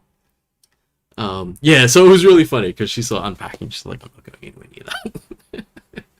It's like, yeah, okay, fair enough. I played it a little bit and then I let it go. Dongshu GTA remasters. Oh my god. I was actually looking forward to that. I was like, hey, that's cool. I want to go play Vice City again and stuff. Like, I think I played a lot of Vice City. I didn't play a lot of San Andreas, but I thought maybe I'll play that this time and it'd be really cool. And then I saw it come out and it was just like, oh no, what happened? Like, Rockstar is supposed to be like some of the most slick game developers in the world. And this is what happens when you just hand it off to someone else instead of like really watching what's happening with your remaster.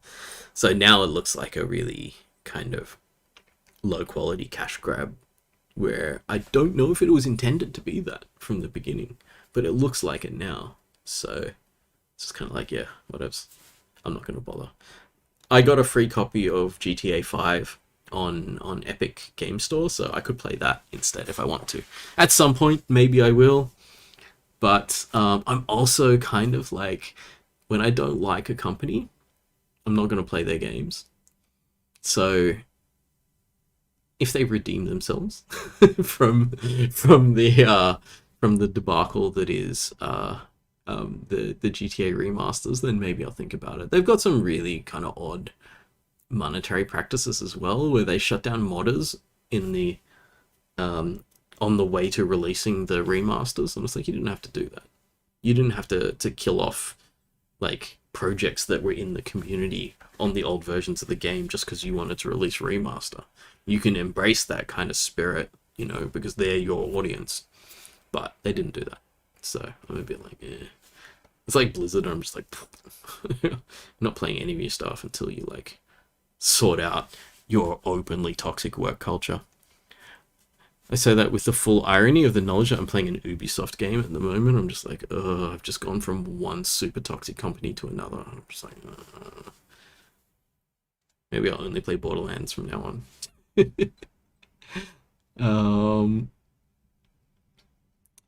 Someone said Resident Evil Village should win purely based on internet reaction. And another guy said, how about in any Nintendo games? I've not played much on the Nintendo recently. Apparently Mario Party is really good. But I don't know what else is going on. I still haven't played Zelda. Wait, what's the current one? Breath of the Wild? I always forget. It's not Skyward Sword, is it? Isn't that like there's a really old one that got remastered recently? I forget from the subtitles which one is which. Breath of the Wild is the one that's like the big main continuity, the current one, as in the one that came out with the Switch. I think this is the one that's the most famous that I really should be playing. And I own a copy of it, but I haven't done anything with it. But, you know, that was 2017. It probably won Game of the Year in 2017, I would assume, but I don't know. Ooh, the sequel to Breath of the Wild started trending because it still doesn't have a name 2 days ago. Ah, movement is happening on Breath of the Wild. I guess I should play it at some point.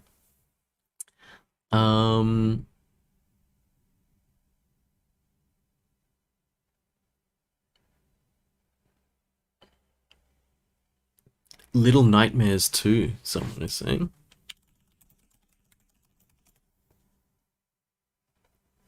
That's cute. Have I seen that before? Maybe I saw Little Nightmares 1 a while ago. Is Little Nightmares 2 cancelled? I don't think so. Looks like it's been released. I always love when this happens. Like, what is it? Made it clear that the movement company no longer make games in the series.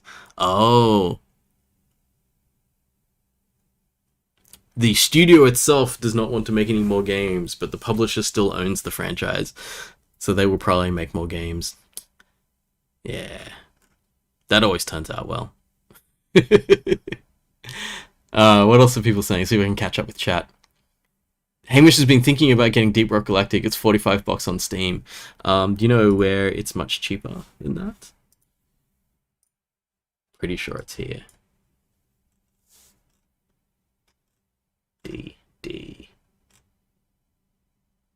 Dead Space. Deep Rock Galactic, there you go, Game Pass. You can buy Game Pass for several months and get Deep Rock Galactic if you want. I don't work for any of these companies. If I'm endorsing anything or trashing anything, it's just purely me talking crap. But Game Pass is, if there's just a couple of games that you want on it, it's a pretty good deal. My partner and I found Game Pass to be pretty good for just trying out games that you don't think you're going to like. And then you either confirm that you don't like it, or you do like it and you play more of it. And it's a sort of no-risk way of doing things like that. Well, also was talking about Alien Isolation. Alien Isolation's really old. Oh, you want to see my reaction to playing horror games? Dead Space. I played a lot of Dead Space back when it came out. I think that was... Wait. Let's look this up. What year is this? I'll place it for you because it'll be based on the year. Wait, 2022? That's not true at all. 2011. So 2011, I was I? 2011 feels wrong. I swear it was earlier than that. Let me check. Yeah, 2008. That's what I thought. I was living in a share house with a bunch of friends. A lot of us who lived in that house over those years were just full-on gamers. I had a job that I could just work in the daytime and come home and game, as opposed to my current job, which is you just work all the fucking time.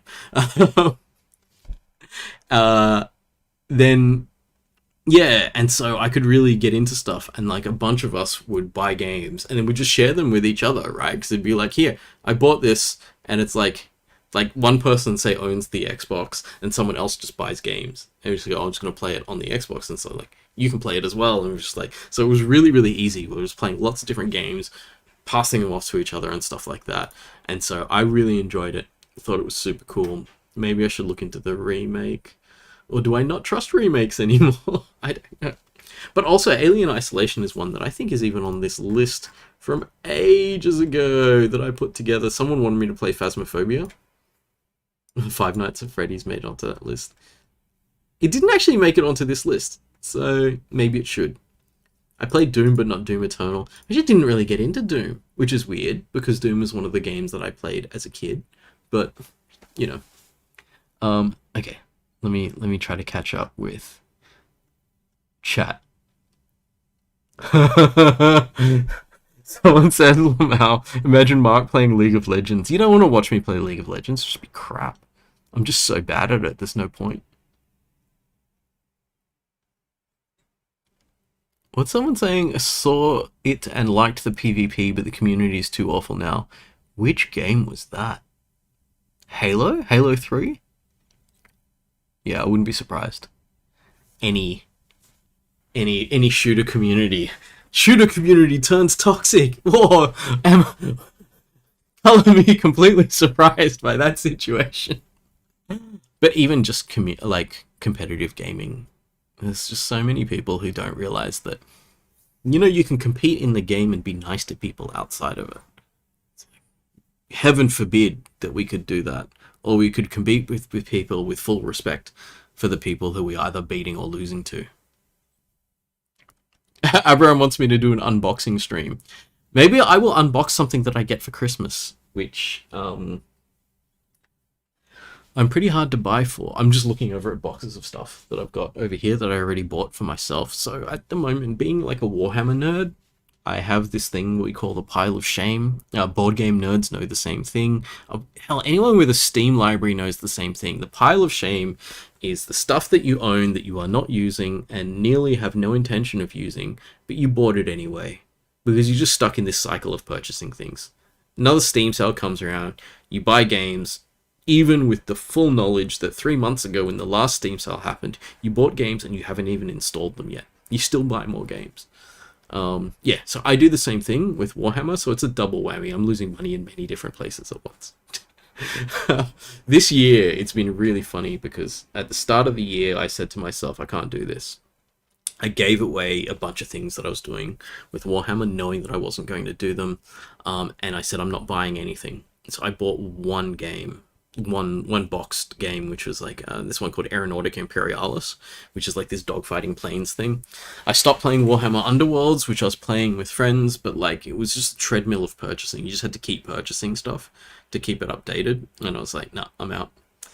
Didn't buy anything for my Warhammer army, and did not run out of things to do for a whole year. So pretty funny.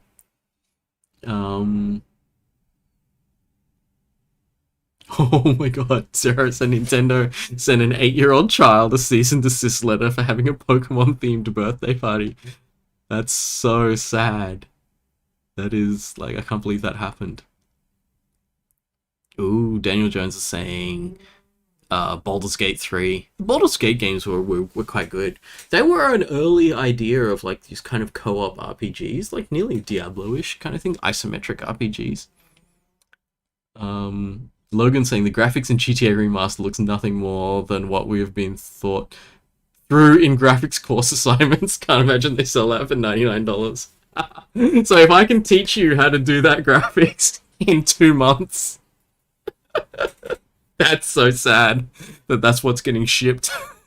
I mean, they're old games, so I was teaching you old graphics like that, but still, when you've got a few hundred people who are some of the best highly skilled game developers in the world, that thing shouldn't have been released like that. And it's so tough now, because you know when people need to fix games, like fixing something like Cyberpunk is a lot of the game systems, game stability and stuff like that can be patched, because that's the mechanics behind the games are less time consuming to change. Like debugging is time consuming, but it's less time consuming than going back to your artists, rehiring them and saying, can you redo all of the 3D models? It's like, if they're going to do that for GTA, that's going to be just a zero profit game then. I have a feeling that that will remain as it is, and they'll just let it go. Let it just disappear into the past, and that's it. You know, we'll see how we go. Oh, Izzy was letting me know Breath of the Wild 2 could be. We'll see what it's called eventually. And Skyward Sword is the remade one. Wait, Breath of the Wild was the remade one? I know people are letting me know that. Yes, Skyward Sword is the remaster. People are saying. Alright, I'm catching up with chat. Oh, Zero save got deleted in Breath of the Wild, so he gave up. The other thing about Breath of the Wild is I still play a lot of Genshin Impact, so I'm just like, I don't have to play Zelda. I'm playing the clone of Zelda that I pay more money for instead. uh, Ooh, Zero like Life is Strange. Life is Strange pops up on my radar so much, and then I never play it because I think that the story games, I'm not into like the point and click story games as much as I used to be. Like I need a little bit more action. But who knows? Abraham said, if anything, Mark talks shit about the people he does work for. Yeah, right. So I was talking about I don't work for any of these companies if I'm endorsing. If I did work for them, I would probably say more bad stuff about them. I get you a student discount for Game Pass. Isn't Game Pass like $1 for like 2 months?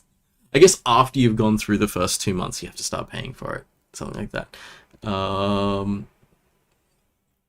We're talking about 2007, 2008. Yeah, so people were talking about Dead Space there. Yeah, Dead Space is that old. Aaron said Game Pass Ultimate is going for $1 for the first month. It's normally $15. So yeah, it's good. Oh, Please Help said, have you played Hades?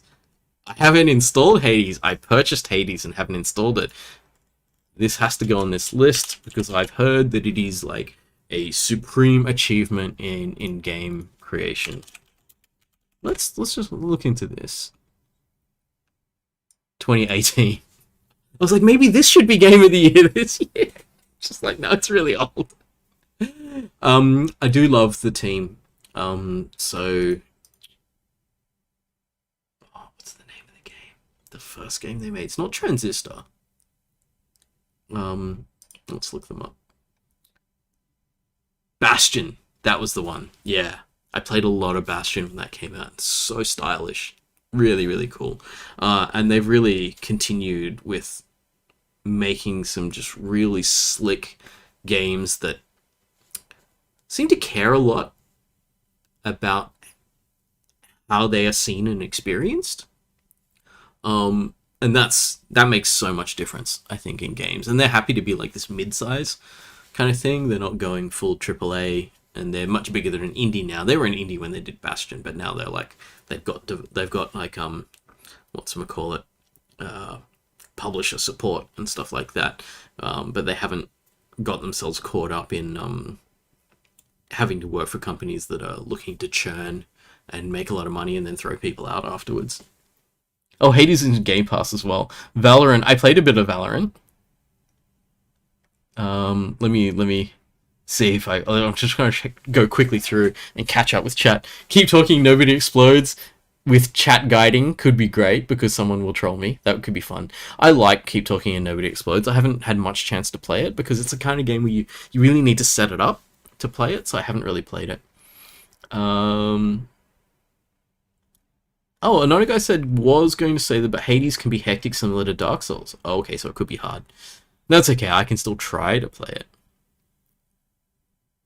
Zero no longer plays multiplayer zero-sum games. I think that's fair enough. There's a lot of pressure in that. It's like sometimes you want to play games to relax, not pressure. Hamish said you get two free 2 months Game Pass for Discord Nitro if you have Discord Nitro. A lot of us got Discord Nitro for free, which then gives you 2 months of Game Pass. That's how I got Game Pass as well. So I don't think I've paid for it yet. Turn on your VPN, change your address to Brazil, you get 3 years Game Pass for $80. I love the length that students will go to for a discount. Although having a VPN and switching to Brazil is very, very low effort. I could do that right now. But it's okay. How about I pay for these things so that they then can give discounts to other people? That's not how it works. If I pay extra for something, they're just going to take my money and then still charge you. But anyway. Daniel's asking, have I played Valorant? Yeah, I've played... Oh, so not Valorant. This was the next person. Brian was talking about Valorant. I did play Valorant a little bit, but not very much. It hurt me too much. I played it with some students for a bit. I think Shrey was there for that one, but then I got destroyed and it was funny. But Gloomhaven, yeah.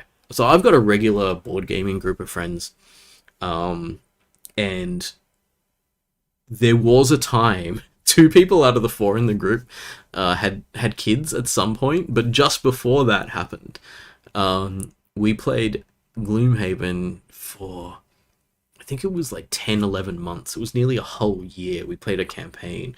Our map has nearly all of the stickers on it and stuff, and a bunch of the achievement stickers are on it as well. So it's like, yeah, we played the hell out of Gloomhaven, and we think it's great. If you've got a regular group of people who get together to play board games, and you like your kind of Dungeons and Dragons thing, but none of you have the time and effort to be a GM or a DM for it, which is fair enough, because that's like a full-time job for some groups, I think. Gloomhaven's amazing for that, so I would highly highly recommend it if you've got a group of friends who are going to be consistent. You know, if you're going to play once a fortnight or something like that, or even more, but you know, it's hard to get people together for a lot of things like that, then Gloomhaven, highly recommend.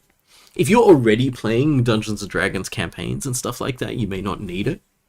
But if you're less into the role playing and more into the board gaming, Gloomhaven is a really good game. Not a guy. Hades in 2018 feel old. Yeah. It's weird. Some games you're like, oh, that new game, I'm gonna try that. It's like 4 years later, you're like, oh, that new game, and everyone's like, that's not new. We've all played it. You're the one who's missed out. It's like, oh, okay. But there's lots of games coming out. Oh yeah, we were playing Valorant. I was playing with Shrey and someone, Clarence, was it? Because they were going to be commentating Valorant for the engineering esports night, I think, and then they were going to get me in as a guest commentator, so they thought that maybe I should at least play the game for like an hour before I do that, before I make a fool of myself, but it doesn't matter, I was going to do that anyway. But literally, because I had my username as Marc Chi, because it was like something to do with how I was logged in, and someone who was actually playing the game against us, that we didn't set it up or anything, knew who I was. And I was like, what? They were like one of my students. And so we tried to convince them to throw the game. They didn't quite throw the game. We tried to convince them to, though. It was funny. Everyone's asking if I have VR. I do not have VR. I should. I feel like I am missing out on things that I should be seeing to keep myself up to date, to teach people about this stuff. Which means I should get someone else to pay for it. Maybe I should get UNSW to pay for a VR headset for me. It's not that much money. I could just buy it myself. CSE is actually buying a bunch of that stuff. They're looking to put together what I'm going to call a games lab. Because it's going to get used for graphics, and I want to use it to like teach people how to make games and stuff like that. And so they want to put VR in there as well, so that people can start working on that. I think it's kind of awkward, right? Because it's like the facility is being built, and I don't have courses ready to go into it yet. And I'm just like, shit. Might have to get to work. But also I'm supposed to be chilling out because it's the end of the year, and I'm supposed to not do course development when I'm on leave for the next month. But you know, it's gonna happen anyway. Yeah. But I should. I think there's some really cool stuff in VR. I want to play Half-Life Alyx and Beat Saber. Beat Saber's funny. I think someone said Beat Saber. Daniel's asking if it's worth the insane investment of time for Gloomhaven. I think so. And the actual money, I don't think it's that much money for how much time it's going to be. If you do end up spending the time in, it's not that much money. If you've got a group of 4 people who will all chip in together for it, then it's totally worth it. Yeah, but you may want to see if you like it or not, the gameplay.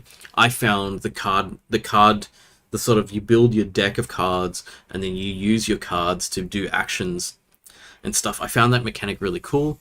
I found the way the classes work together really cool. And there's this awesome mechanic in Gloomhaven, which is the retirement mechanic, where each of you gets a quest that your character is on. When they complete the quest, they leave the party. So they actually retire. And then on retirement, you get to open a box that is in the in the game box that has another character in it, and you don't know what that character is until you open it, and you go, oh, okay, this is really cool, and then you switch to another character. So it actually takes away some of the boredom that you can get in long campaign board games, where you're playing the same character for like a whole year, and you're like, I'm really over this.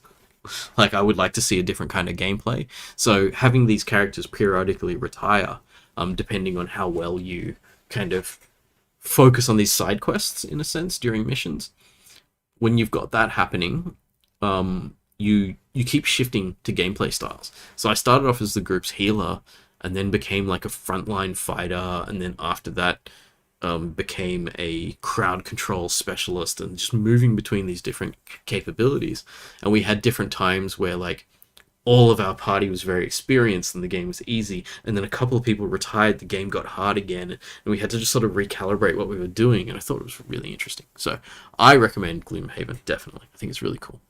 But again, yes, time investment. You've got to consider, do you have a good group of people who would actually get together and commit to the time to do it? If you do, totally worth it. If not, yeah, it's not gonna work, I think. Yeah. Oh, you're thinking of buying it for your brother who DMs for your campaign. Hey, if you have a campaign, you have a DM, you already have the people who are willing to put the time commitment in. I think it's probably worth it. Shrey was saying, oh, it's Clarence and Zach were there as well when we were playing Valorant. You took thinking Abram was thinking about the Oculus Quest, I think. If it wasn't owned by Zuck. Yeah, having to log into Facebook to use your VR is annoying. The also sad thing about that is that's where Carmack is. One of the id Software people, who is kind of one of the people who brought us polygon rendering for the 3D games that we play nowadays. So he was one of the first people to take it from theoretical maths into functioning computer software, and spark a kind of revolution where we got this chicken and egg thing where no one wanted to have graphics cards, like specific graphics hardware, because there were no applications for it. No one was developing applications because there weren't graphics cards to run them on. He bridged that, and he got us both graphics cards and 3D games. So that would have been the Quake 1 era. And we have a lot to thank for that, except now he works for Zuckerberg, so, you know. Yeah. Olivia's saying I can tax write-off for an Oculus Quest. Yeah, I'm going to tax write-off this computer as well, because, like, I've had to work on this computer for, like, the whole year. Also, now that I'm teaching graphics, I can actually write off, like, a bunch of other things. Like, I showed a significant portion of my game library during teaching of graphics. I'm just like, I'm going to write this whole thing off. So I whaled in Genshin for a bunch of weapons, and that cost me like $500. I'm going to write that off as tax. I'm not doing that. There are levels which I will go, but I will not stoop that low. I haven't whaled that much in Genshin, but I have a little. Another guy said, can I ask UNSW for a VR for work purposes? Potentially. I can. It depends on what you do at UNSW. I'm pretty sure I can get one, because we've got a few, but I just haven't gone in and procured it from CSE yet. Daniel's saying some board game mechanics leave video game mechanics for dead. I think it's good, and also I think board games have a very specific design that has to work, where when you know that the computer can't do the calculating for you, it has to be really intuitive and clear. And so this is like I think this is the backbone of the European school of board game design, where they can put you into very interesting decision-making, complex situations with a really, really simple rule set. And there's some brilliance to that. There's some tradition to that, you know, from way back. Carcassonne, Settlers of Catan, Dominion, all the way through to the current ones, which they've managed to make without creeping the old games. You know, when you talk about power creep, feature creep, and stuff like that, there are games that are quite a lot newer than those old games that I said, that aren't technically more difficult than them, and are still quite enjoyable, and even build on their ideas without making them not accessible.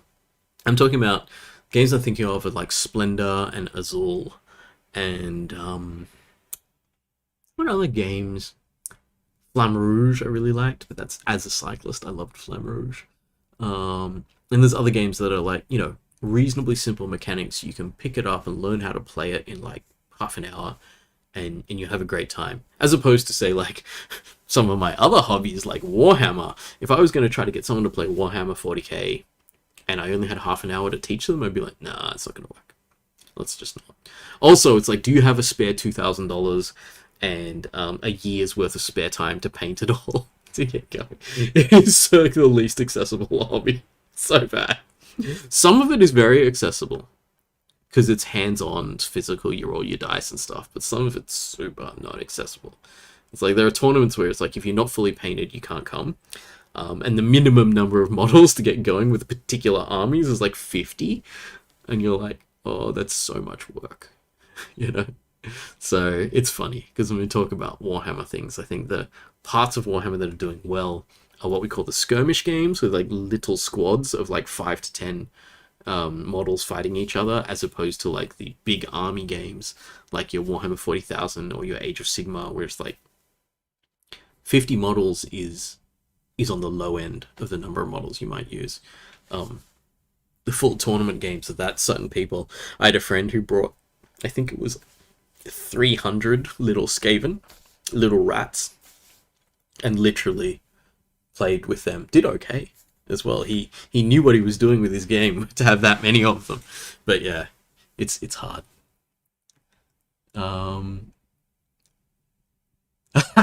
Shitake.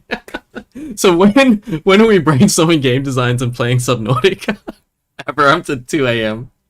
This reminds me of like, I wish I could lecture like this. Whereas like, I'm gonna teach you some stuff, but what I'm gonna teach you at my pace.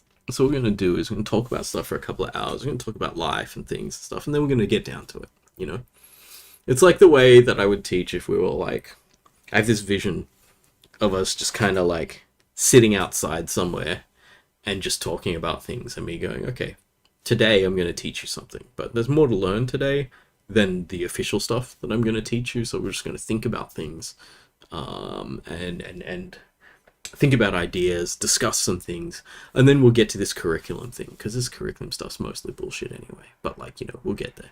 And so even when I'm setting the tone for what I want to do, there's a lot of other stuff to talk about, which is quite useful.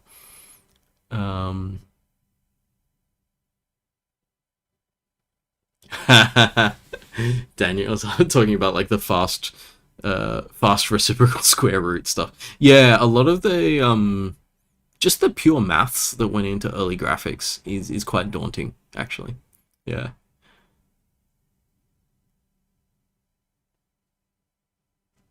Visualizing MIPS in 3D. I mean, there is also Human Resource Machine, which is the very first thing I played in season 1 of Marc on Mondays.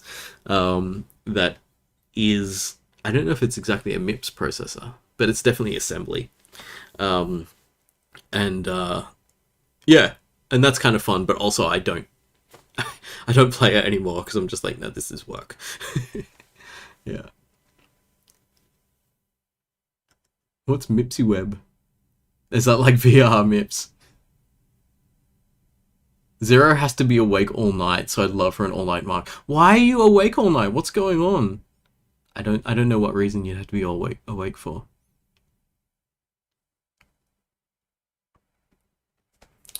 Another guy is asking, out of curiosity, what are you doing at night? I assume you're asking Zero. Alright, I've caught up with chat. So there you go. Let's I actually can't be bothered. I gotta be honest. I can't be bothered starting a design now. Let's play some Subnautica. I actually started playing it earlier, but I thought it would be cool to kind of start from scratch, I think. I don't know if people have played Subnautica before, but I think it's like a very interesting idea for a game.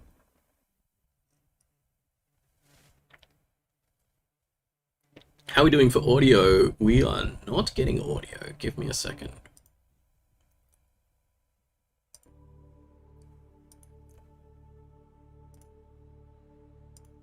Should be getting audio now.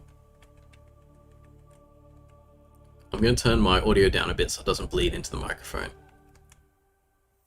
Oh, astro imaging only works at night. You're doing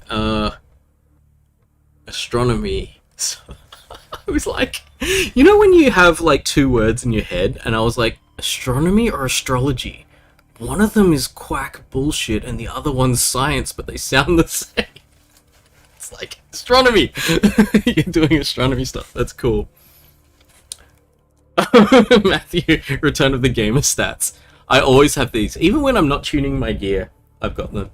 I figured out recently that if I crank up my fan speed on my graphics card, it stays at a mildly higher clock. Which is going to drive me to using headphones all the time, but I find them uncomfortable a lot. Oh, Matthew's also doing astrophotography.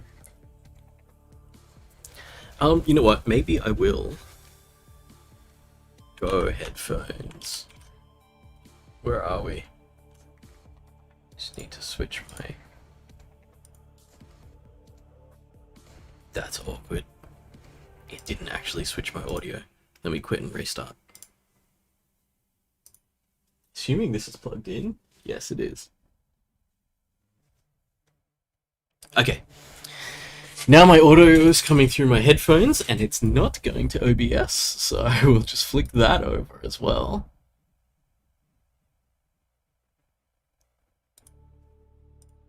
Okay, you're getting the audio, you're getting my voice as well.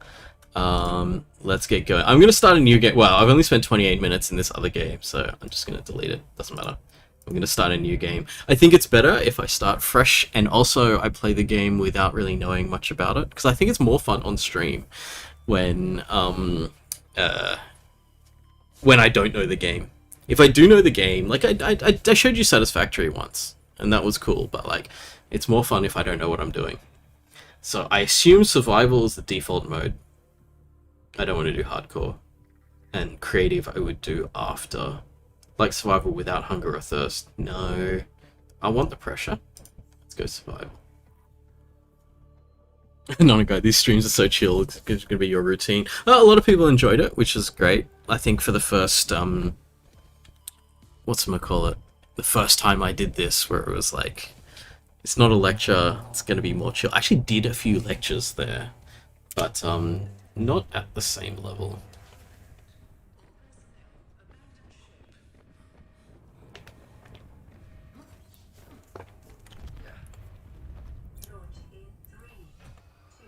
I heard such good things about this game as well, so I was kind of keen to play it.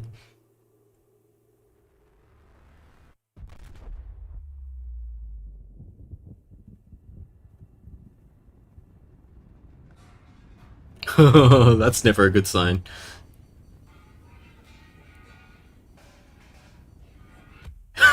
I knew that was gonna happen.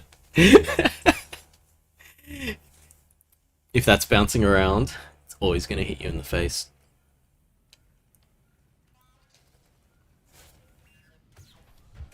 Oh, stuff's on fire.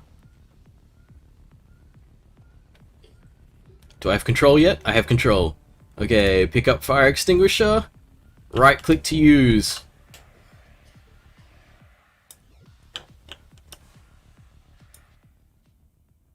Press F8 to report bugs and give feedback. No, that's okay. No bugs yet.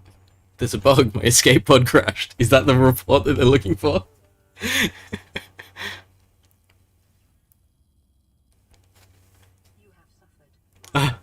Zero said it was cool how Marc started doing his lectures and you could see how many people had come across him on their own. That was quite funny when I spoke to some people at UNSW Education. When they won this award, they were like, we didn't really necessarily know that much, so then we found your YouTube and it turns out you're like some kind of internet star. And I was like, I wouldn't put it that far, but yes, there's a lot of people looking at stuff. Okay, tab to open or close PDA. Select quick slots. I don't think I need my fire extinguisher right now. I don't have a repair tool. Medical kit fabricator, open, pick up first aid kit. That's good. My health is pretty good. I'm a bit hungry at the moment. I'm pretty sure those circles are full when I'm good. I'm going to assume that I can't fabricate anything yet. And the radio's not working. Solar cells have power. And there are problems.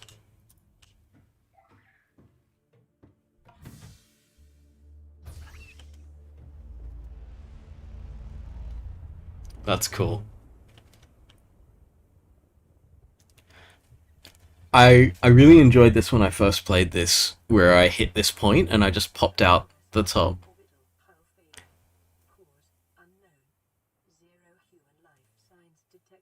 Zero human life signs. That's a bit sad that this thing comes down at this level of intact and no one survived it except for me. So I thought it was really cool because I dropped in like this. What is that? Oh, this cloud is coming up out of the water and it's clipping the horizon. I wonder if that's a glitch. I apologize, I'm immediately discussing the technical graphics side of the game rather than just getting into it and playing. Dongshu said influencer is the word. Apparently I'm an influencer. Well, I mean, like, I'm professionally an influencer in a real way, where I'm supposed to influence students and convince them to do things. Nick said, hi, how's everyone? How are you, Nix? Runching's asking me if I will still teach 3421 in 2022. Yes, we're scheduled for term 3 again, so high likelihood, yes.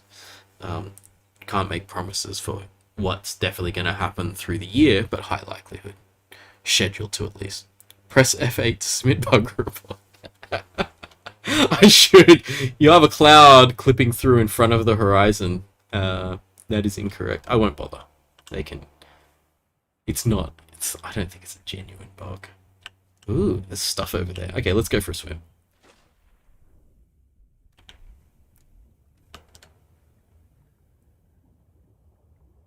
It's a funny seal thing.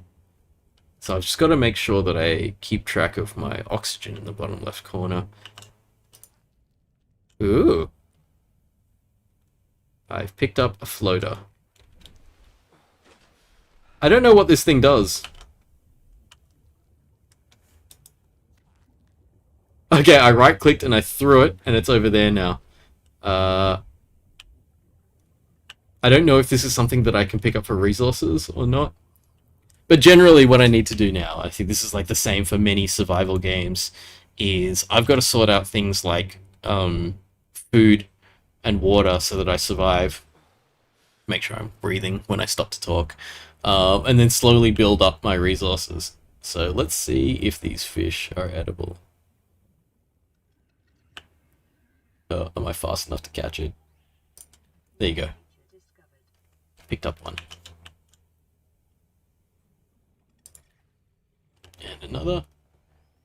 There's some stuff here. I can't grab that. Writhing weed. Coral shell plate. None of them are... Oh no, I can pick up acid mushrooms. Wow, 2 names for drugs in 1 object. That's going to be great. I should definitely eat that. Oh wait, oxygen. Right. So I know that this is going to be one of those things where, like, in the beginning, you've only just got enough oxygen to do things, and then later on you get better. Where is my escape pod? It's right there. I feel like I don't want to get... Oh, hello. Yeah, I feel like I don't want to get too far from the escape pod until I've sorted out the basics. So I'm just grabbing these fish on the assumption that I can eat fish. And we'll see what else here is grabbable. That looks interesting. Creature egg. I've heard that you can actually grow your own creatures eventually. I feel like at the moment the aim is to not die before I start raising creatures. Ooh, what is that? Okay. Expertly dodged. Am I hungry yet? I'm looking a little bit hungry, but So, foraging. I always find it really interesting when you start playing a game where it's like this, where, you know, you're supposed to... It is a survival game. Ah, boomerang! Can I throw it? Actually, no. I'm going to find out if I can cook them first before throwing them away. Yeah, it's interesting when you first play a game like this that's puts you in a world that's alien to you. How well can you identify what you can even interact with in the world? Like, can I pick up this seaweed? Guess not. Let's go for this brighter colored stuff here. Oh yeah, I saw this before, writhing weed. And I assume at some point I can harvest that. But for the moment, no. Okay, getting a little hungry. Let's see if I can cook these fish.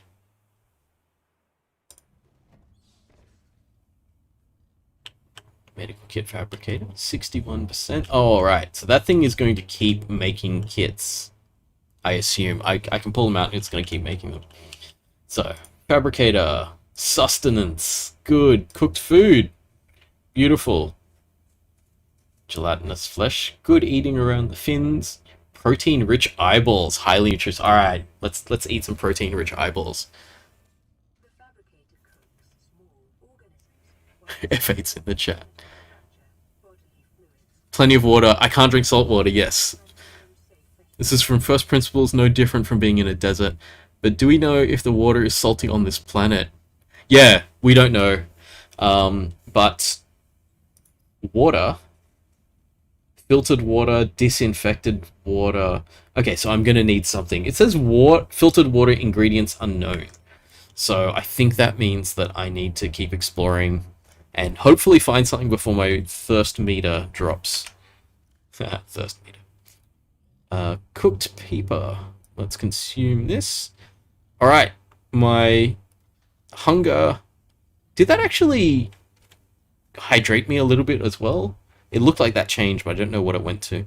Alright, so I've got a decent amount of food and water, so I need to figure out the controls first. It's tab for that. Cured food.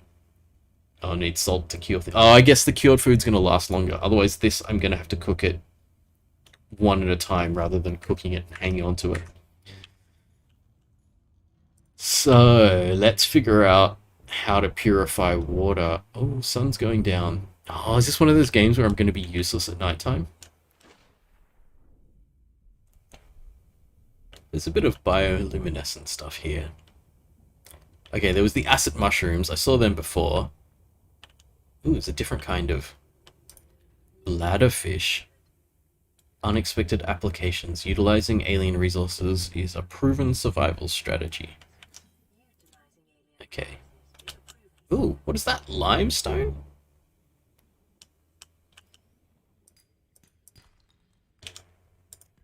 Titanium.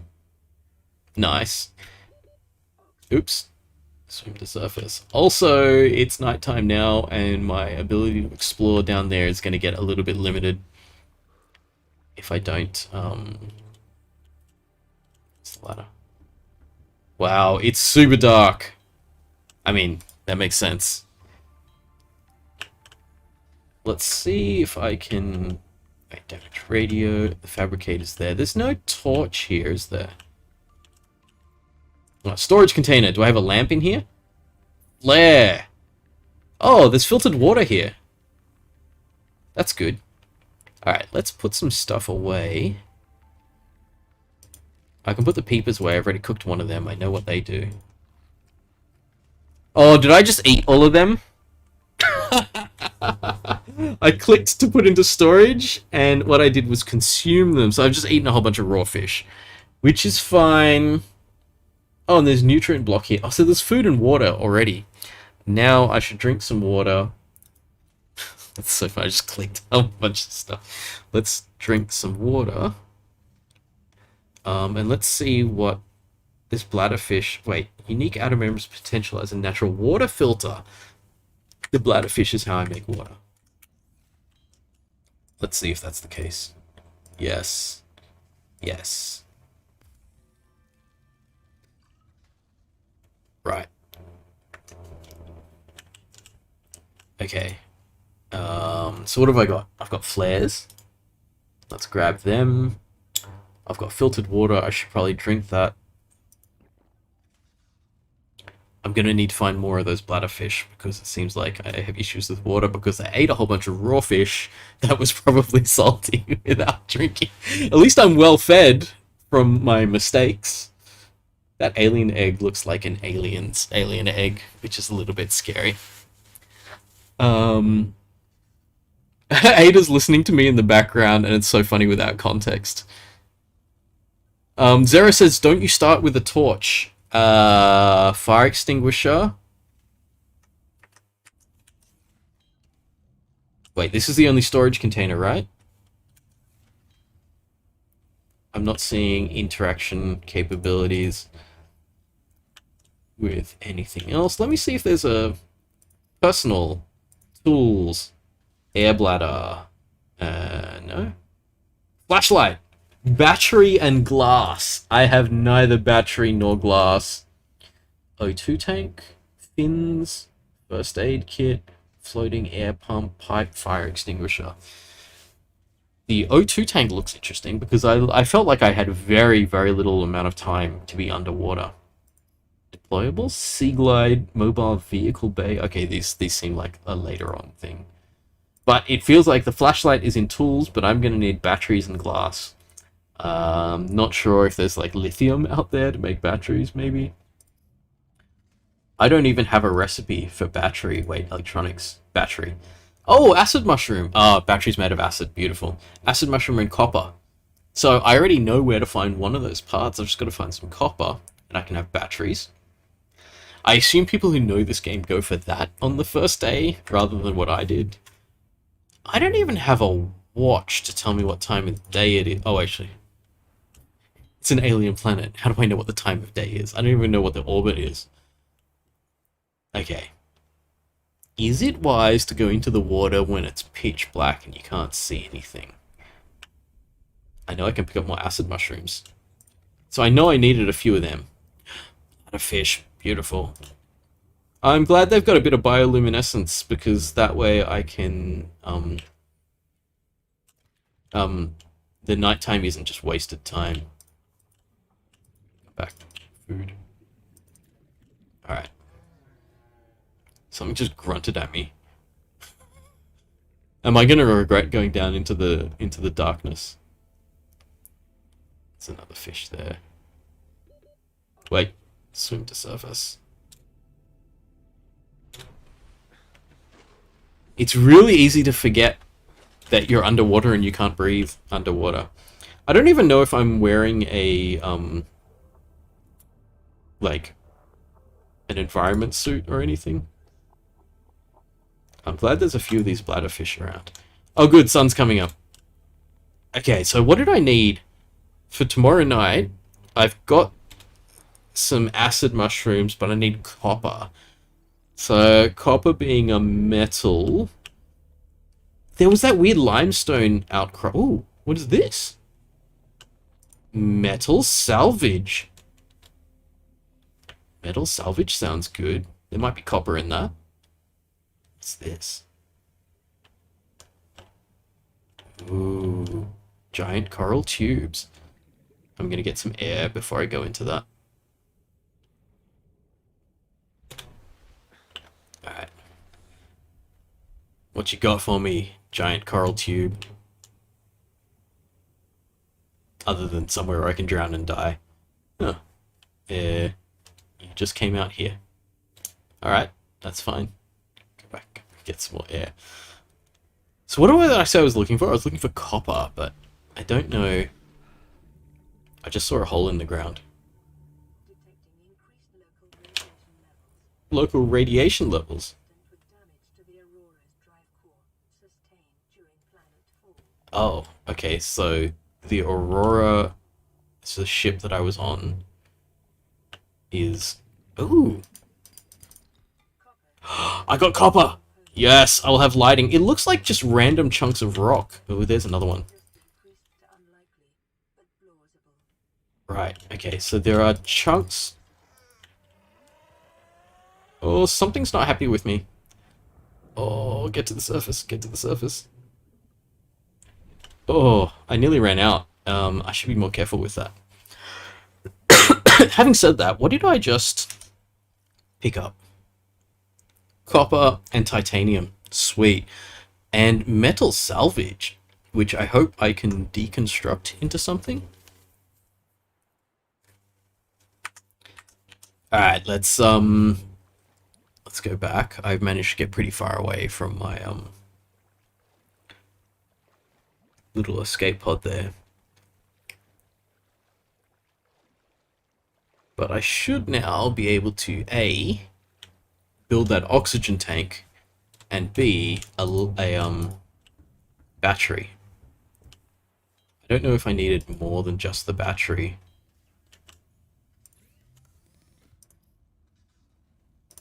Electronics. Battery. Nice. So this will mean that flashlight. Oh, glass. Damn it. Can't I just pick up sand from the bottom of the ocean? Okay, I need water. So I think I may have just prematurely made the battery there. Oh, I can make titanium out of the metal salvage. Okay, that's nice. What was it? It was the O2 tank. Yes. Okay, things are looking good. Things are looking good. New blueprint, high capacity O2 tank. Glass. Titanium, silver. It's a lot of stuff. I've got to figure out how to get glass. Ooh, scanner. Acquired technology, blueprints, and data on living organisms. Not sure I need that yet. I think the flashlight's most important, but I've got to find glass first. Okay, let's drink some of this water. But the nice thing is now I have an oxygen tank which says it has 30 seconds of oxygen, so I can go on longer dives.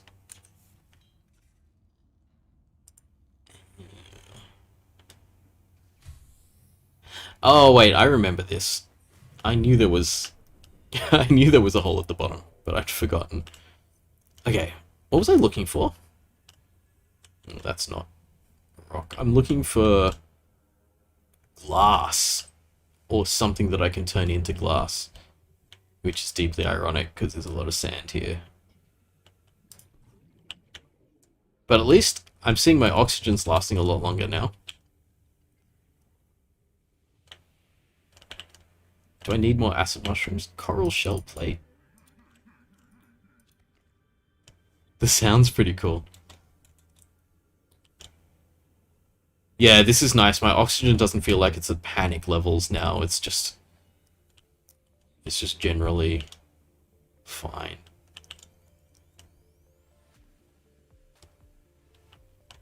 It's all this stuff. Grav trap fragment. Oh, maybe that's what you need the scanner for. Stuff like that. Acid mushrooms. Oh, okay. Oxygen's not magically lasting forever. Still need to deal with that.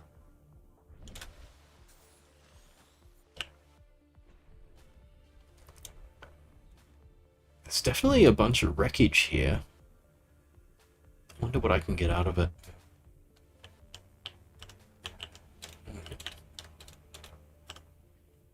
It looks like stuff that I can't interact with, but I assume that once I get the right tools, I'll be able to.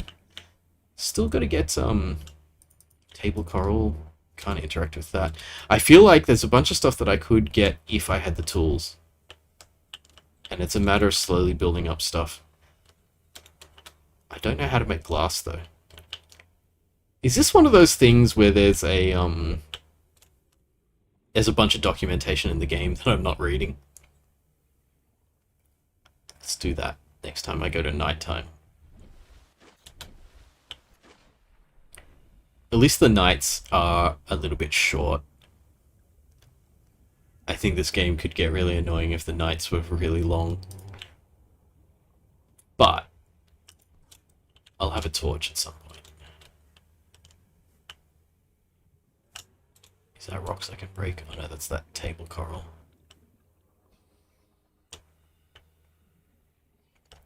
I like the look, though. The game looks really cool. There's a crystal there. Quartz. Are we going to get glass out of quartz?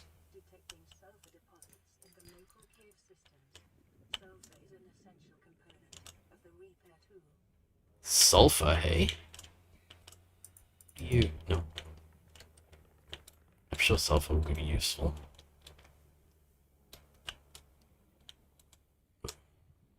I'm starting to remember my oxygen.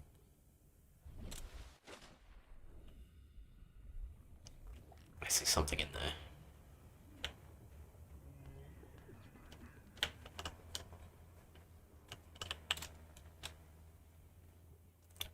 Starting to recognize these as well, those little kind of rock chunks.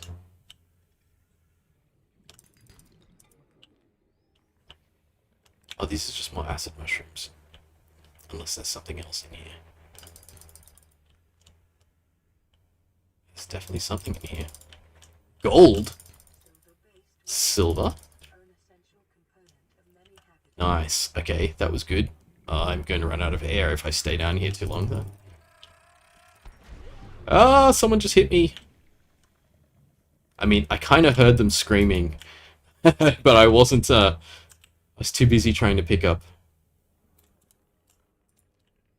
stuff. I need to get out of this cave before I run out of air. I already like the game loop, you know.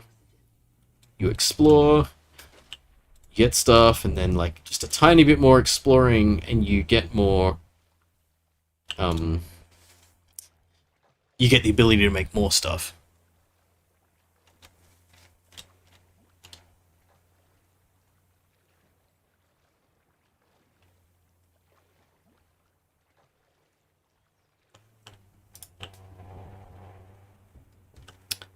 I keep forgetting that I actually have a way in on the bottom of the pod.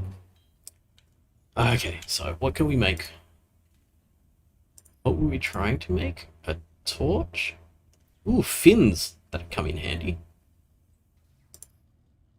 Glass. Can we make glass? Ah, yes, quartz makes glass. Lovely.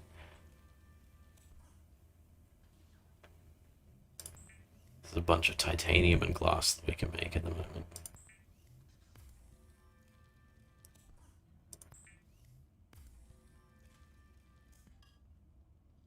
Titanium ingot. I don't know if I need that yet. Batteries and copper wire. How am I doing? I need a bit of water.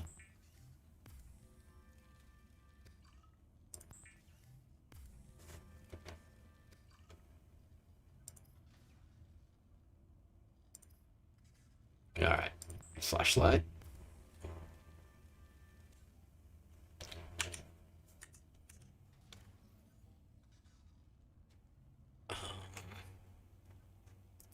Where's my flashlight?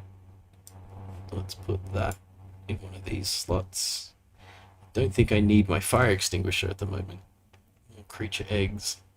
A whole lot of titanium and glass. I can't remember what else I needed to make. Oh, that's cool. I wonder... I'm gonna switch it off.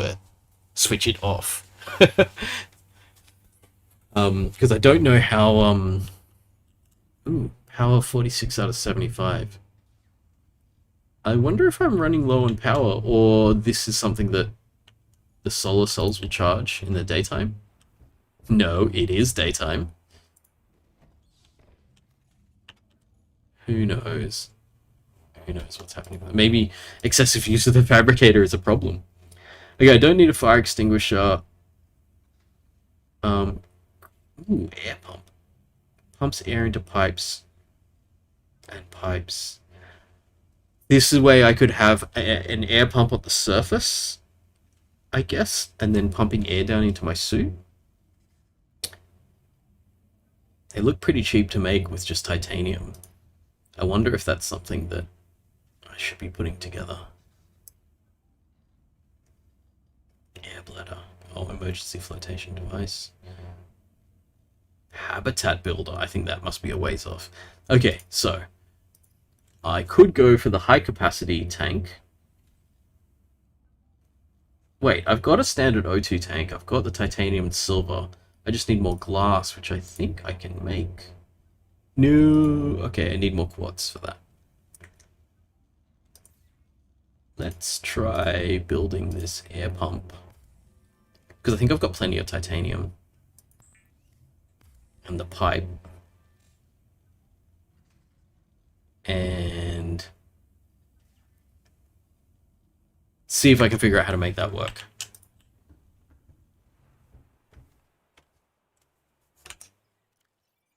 So, air pump. There. Pipes there. Okay. Do I right click or left click?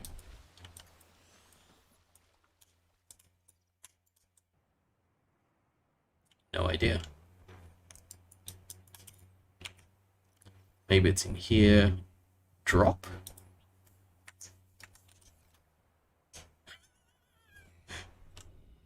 Well, that's obviously not how it works.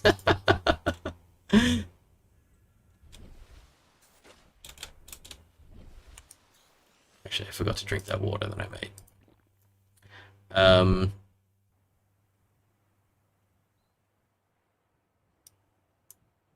I don't know how to actually use these things. Floating device that pumps air into pipes. Acts as starting point for a pipe chain. Okay, that's cool. And if I've got it like this, left click and right click aren't doing anything. I actually don't know how to make this work. I was like, in a game like this, I don't necessarily want to go straight to Google to figure it out, but the interface is giving me no clues as to how this works. And I tried to drop it directly from my inventory, and that didn't do anything. Let's see if there's voice log, data bank. Survival package, start here. Vital signs, blah blah blah. Survival checklist. Minister first aid. Oh, I probably should have done that anyway. Inventory available items, survey the environment. Construct necessary survival equipment. Yes. Check life for damage repair. Broadcast local distress signal. Oh, that's what I'm supposed to be doing. Is fixing the life pod and broadcasting the distress signal, and I haven't done either of those. Michael's asking if this game's underwater Minecraft. I think it is. I'm being attacked less than Minecraft. But yes, I think it's definitely in the same kind of idea of survival. Get enough stuff, build enough stuff to survive. I think the downside is that I have made some stuff and I don't know how to use it. So as in, I've got this floating air pump that's supposed to pump air into pipes. And I've made some pipes, which means I think that what I can do is I can pipe air down to myself so I don't run out of air as much. Or I can like get to a part-way place. I don't have to go all the way to the surface to get air. But I'm having trouble just kind of making it work.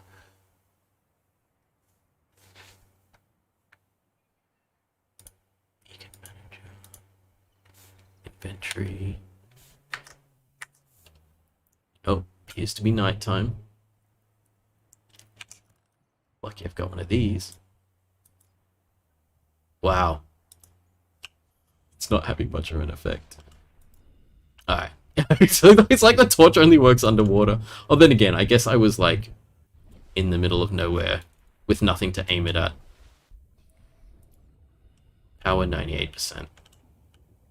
So I'll just use it in little bursts. What's this? Rain coral. I haven't something just come out. Was that? Wait, is that? Yeah, it's spitting out bubbles. I can stay underwater with these.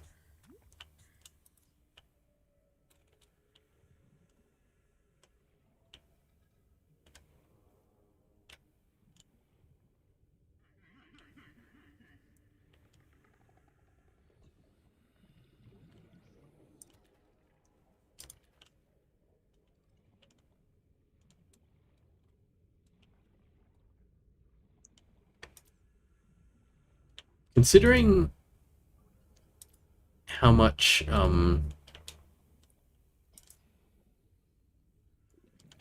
how easy or hard it was to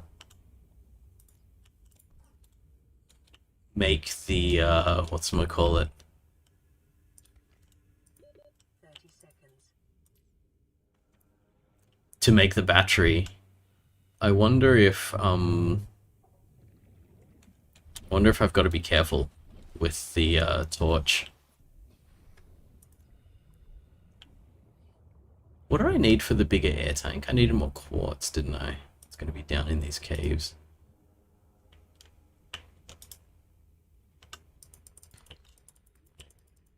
Copper. Oh, inventory full. Oh, no. Didn't think of that. Let's go back and drop off some things. That's pretty cool. Giant moon.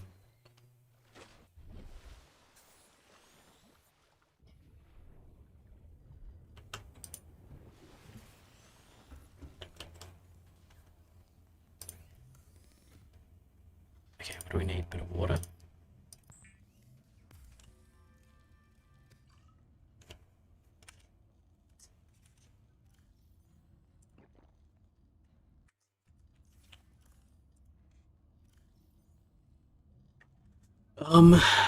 Okay, let's just put this stuff away until I figure out how to use it. Flares and, oh, actually, fire extinguisher I don't need right now. Gold and silver and the acid mushrooms. Maybe I should just use this first aid kit. Yeah, there we go. The metal salvage. Right. Turn that into titanium. It'll take up less space. Or not.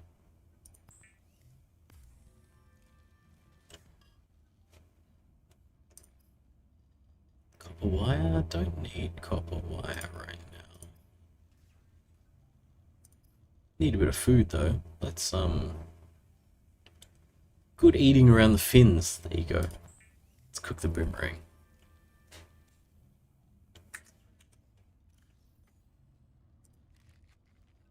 Okay, we're pretty healthy. Creature egg. I feel like we're not going to need that for a while. Michael's heading off. Thanks for coming along, Michael. See you later. I think most people are just sort of fading out. I'm just going to chill and keep playing for a bit. And maybe at some point I'm going to end up Googling how to make this floating air pump work. What else did I need to make? It's gold and silver. I needed more glass, didn't I? I can't remember.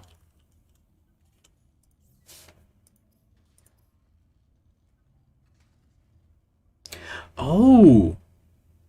They tell you what they need.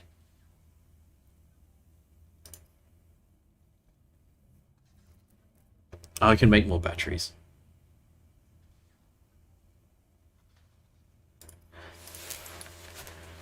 Okay.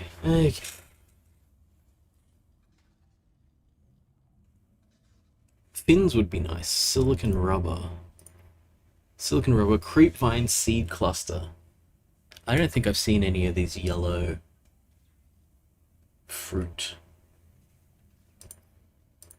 yet. What else do I need? Repair tool needs cave sulfur and silicon rubber. Because I need the repair tool to fix things like the radio. Medical kit. Okay. Alright. Let's go back out there.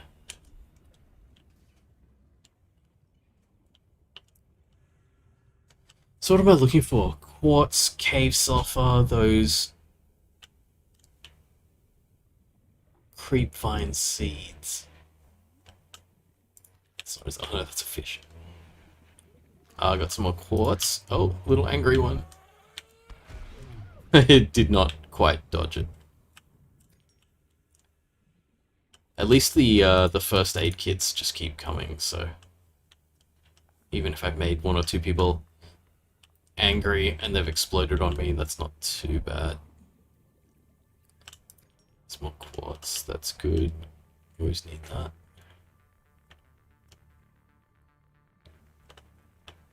Go back up for air.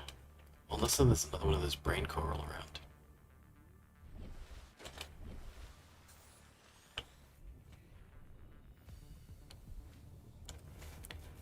Don't know why I've got music going. It sounds like mildly dangerous music. Like slightly action music. I hope that doesn't mean something's coming after me.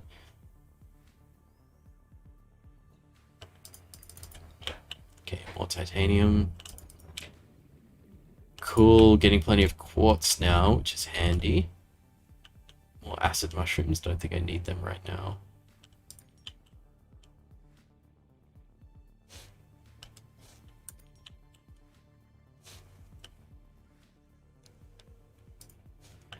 Oh, Izzy, I'm playing Subnautica, so it's a game about crashing on a planet that is nearly entirely covered in water and trying to survive. So I've been trying to do things like build survival equipment and stuff. Oh, there's stuff. No, okay. I was gonna grab stuff, but I know I'm running out of air. Gotta fill it up and go back down. Alright. Oh, inventory full. How full are we? We're very full. Well, we've got heaps of quartz now. So I think the quartz was what we needed to be able to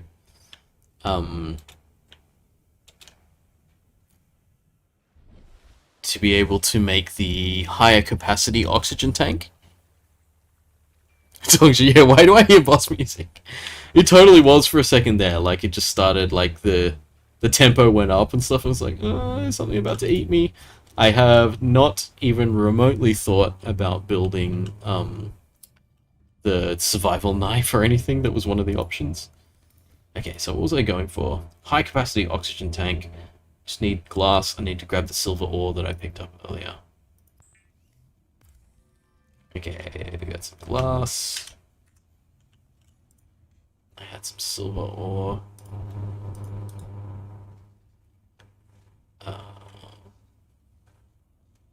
Drink some water. Oh wait, I can't.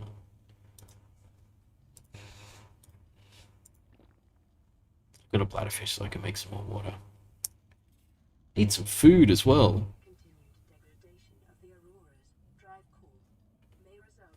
Quantum detonation. Lovely. That's what we're here for. Quantum detonation. I don't know what that is, but it doesn't sound good. Let's cook some food. Cooked whole fish. There you go. And some water.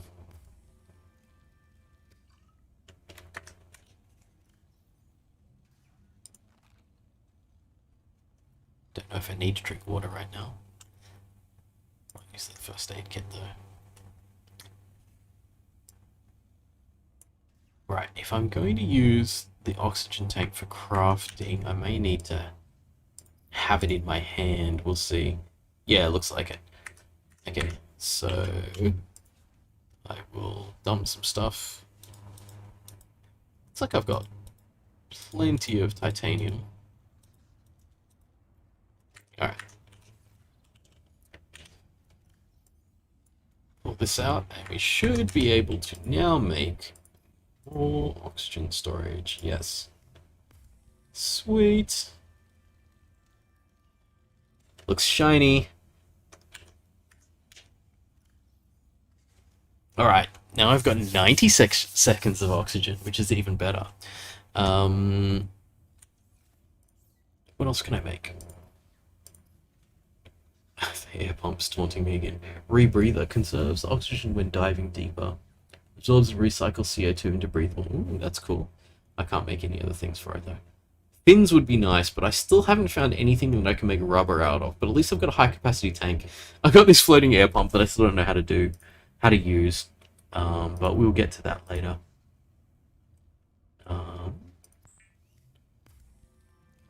Let's make our quartz into glass, because I think it takes up less space once I do that.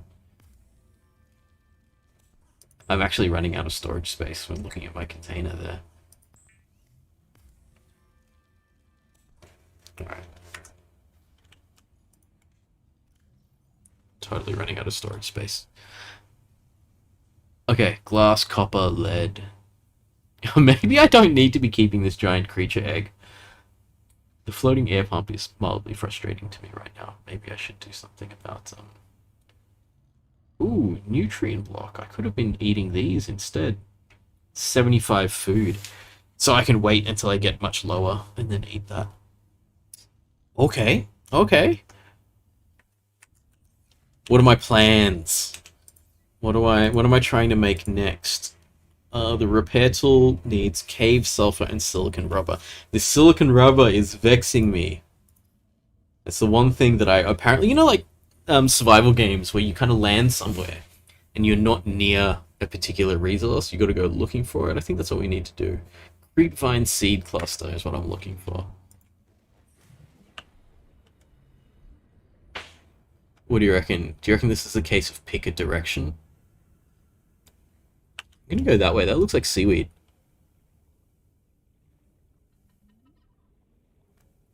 Do you reckon that's gonna happen? Wait, is that the right? No, it wouldn't be on them, would it? Oh, that's that same nasty gas, I think. Oh, don't you? I'm not sure if there's stuff in the big ship, but I actually kind of knew about that because last time I played, I tried to swim to the big ship, and I didn't get there. It's really, really far away.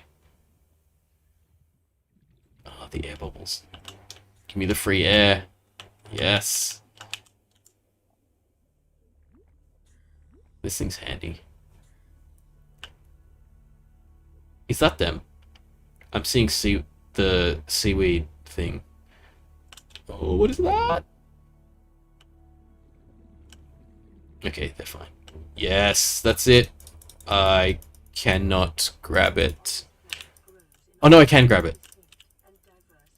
Okay. I thought I couldn't grab it then. Inventory full. I just grab a whole lot of it. Oh, they're huge.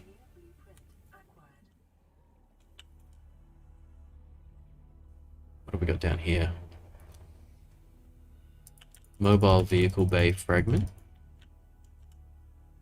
Salt? Oh, oh, no. Okay, they were not friendly. Fine, I'm leaving. I thought they weren't friendly, and then they didn't attack me, so it was okay, and then I didn't, I ended up getting attacked. Yeah, so if you look at me swimming now, you'll notice that the big ship doesn't change shape. Like, it doesn't get any closer. So I think it's a lot further away than it looks. However, I found my silicon rubber thing. So let's get into the fabricator. Start making, wait, lubricant. Silicon rubber. Oh, let's make some rubber first. Because I think I needed rubber for fins. Enhanced swim speed, definitely want that. The fabricator draws from available data to provide environment-appropriate equipment using locally available materials. For your safety, this setting cannot be overridden. Okay, silicon rubber for the repair tool. Let's make a little bit more of it. Especially because that stuff is going to take a lot of space in my inventory. Oh, I don't have any more water, but cook some food. I think the whole fish actually hydrated me while I was eating it as well.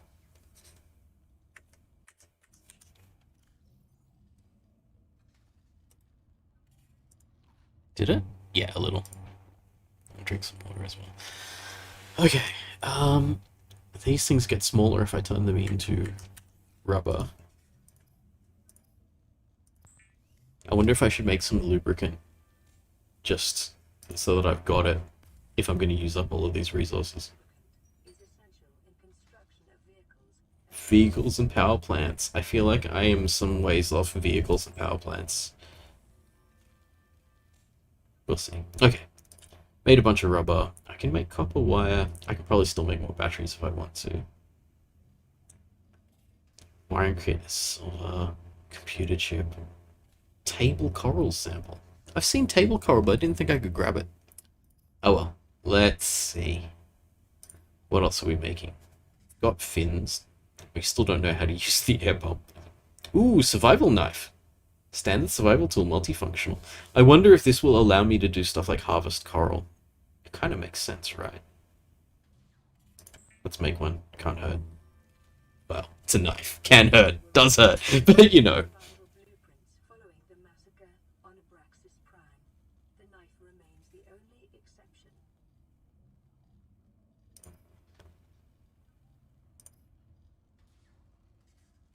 Okay.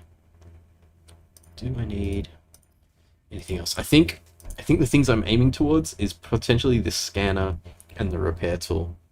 Ooh, the scanner takes a battery. I should be able to make that. Wait.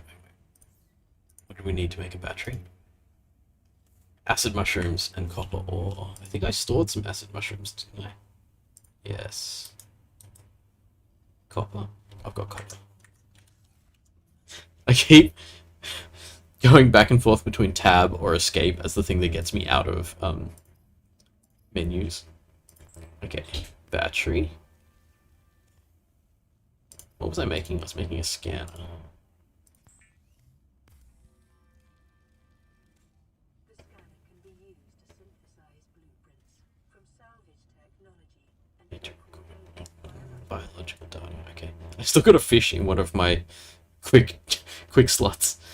Okay, all right. So I've got a bunch of good stuff now. Fins, tank. I just don't know how to use the pipe and the pump.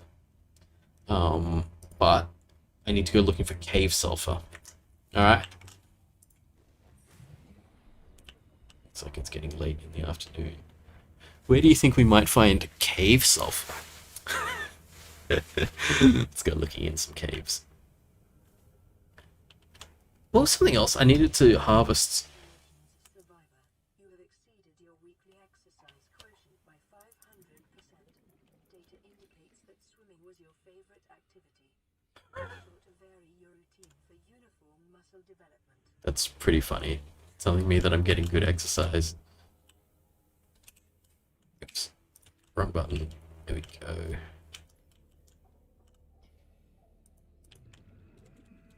I was hoping that the knife would mean I could... Maybe I can scan stuff.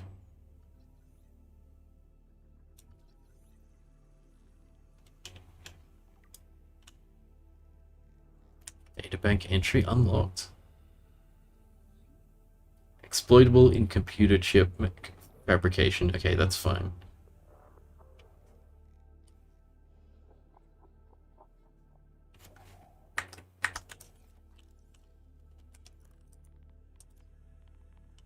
I still don't get the option to harvest this. Ah, stab it. Well, there we go. The knife did work. I just had to remember to actually stab things with the knife in order to break them. I would love it if I could, Alright,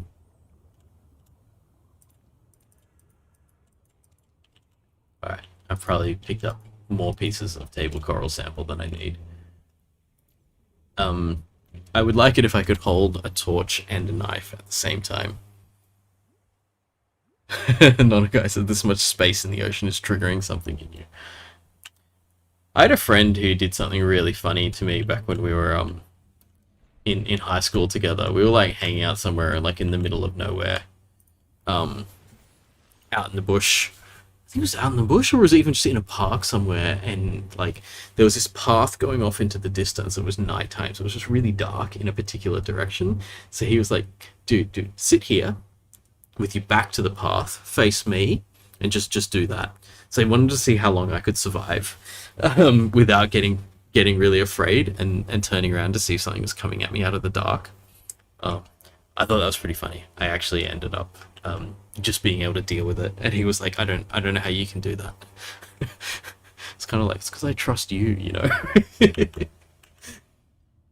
All right, what did I just pick up? It was Table coral sample. So I can make computer chips now if I make some copper wire and some gold. I've got copper and gold. I knew I had some gold. And I've got some copper. I don't know if this is the right thing to be making right now. I'm going to do it because I can. Okay, make some copper wire. Is that all my copper? Can I not make batteries? That's awkward. Okay, made a computer chip. Probably should have been focusing on the repair tool instead. Let's make some water. Gotta remember to keep hydrated. Food I don't need, because I remember I've got that very good pre-processed food. Let's drink some water though. Okay. I've got a computer chip, don't know what to do with it. Make a graphics card. So I make a graphics card, sell it for like $4,000, and then I don't need to make all this survival equipment and everything. I'll just be rich. Make a graphics card, start mining cryptocurrencies. Oh no. Okay. Maybe I should just scan some random things. Ooh, self-scan.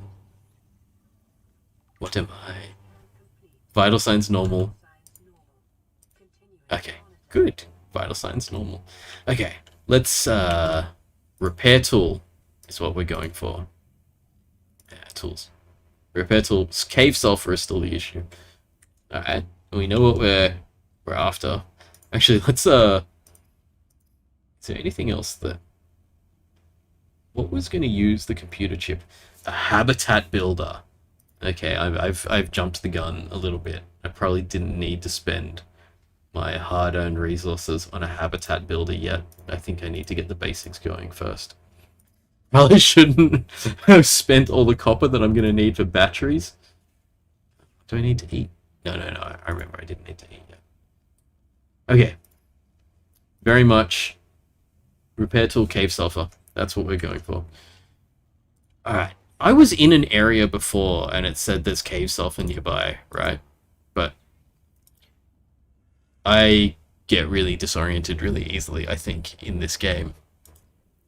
So I don't really know which cave had the cave sulfur. Ooh, what is this? It's right here! Wow, that was easy. I don't know which cave this has. So like, I don't know which cave has, like, all of the riches in the universe for free. Did that work? Is this cave? That's weird.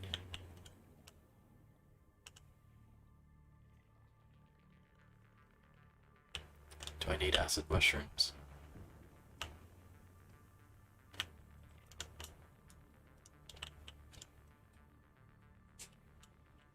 I wonder if there's any more cave sulfur. Oops, something just made a noise. Oh, it's those things! Alright, every time I get attacked, I need to, like, remember where it is. Because that's where the cave sulfur is. Actually makes it quite easy to get cave sulfur, because you just listen for the screaming, angry, fish. If it is a fish. I think it's a fish. Alright, good. Cave sulfur. We have achieved cave sulfur. It's quite fun, actually. Like, just sort of not having any idea what's going on and just slowly building it up. Okay. Cave sulfur allows us to create the repair tool. Which means we can now take this thing. Let's put it in that. I don't know why I still have a fish in one of my slots. Okay. Repair tool. Fix things.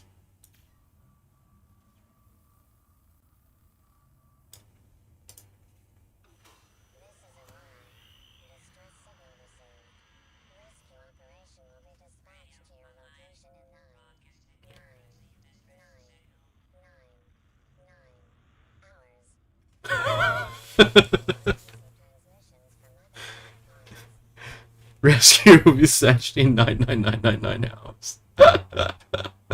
Lovely. Lovely. I am going to die here. Do these need repair? This needs repair. I don't know what this is that I'm repairing. Oh, right. Okay, I've repaired the life pod. Sweet. Okay. Alright, we're getting somewhere.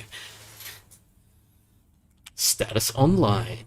Radio communication offline. Flotation devices. Yes, hull integrity. Uncharted ocean planet. Waterborne bacteria levels high. That's fine. Okay. Solar power cells are okay.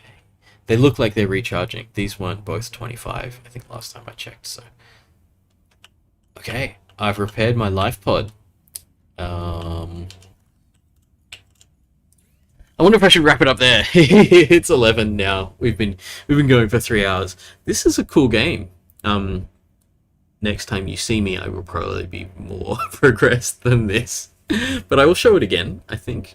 But I think that's a good place to wrap up and sign off. Thank you all for coming along. It's fun to be back, I think. I mean, not that I haven't been streaming something. I've been streaming graphics heaps, but it's nice to be back. Just sort of hanging out with people, and I hope that whatever kind of things that we're doing for Hangout, some of those are going to be in person in the near future, which will be really nice. So I will sign off now from the stream. Thanks for hanging out.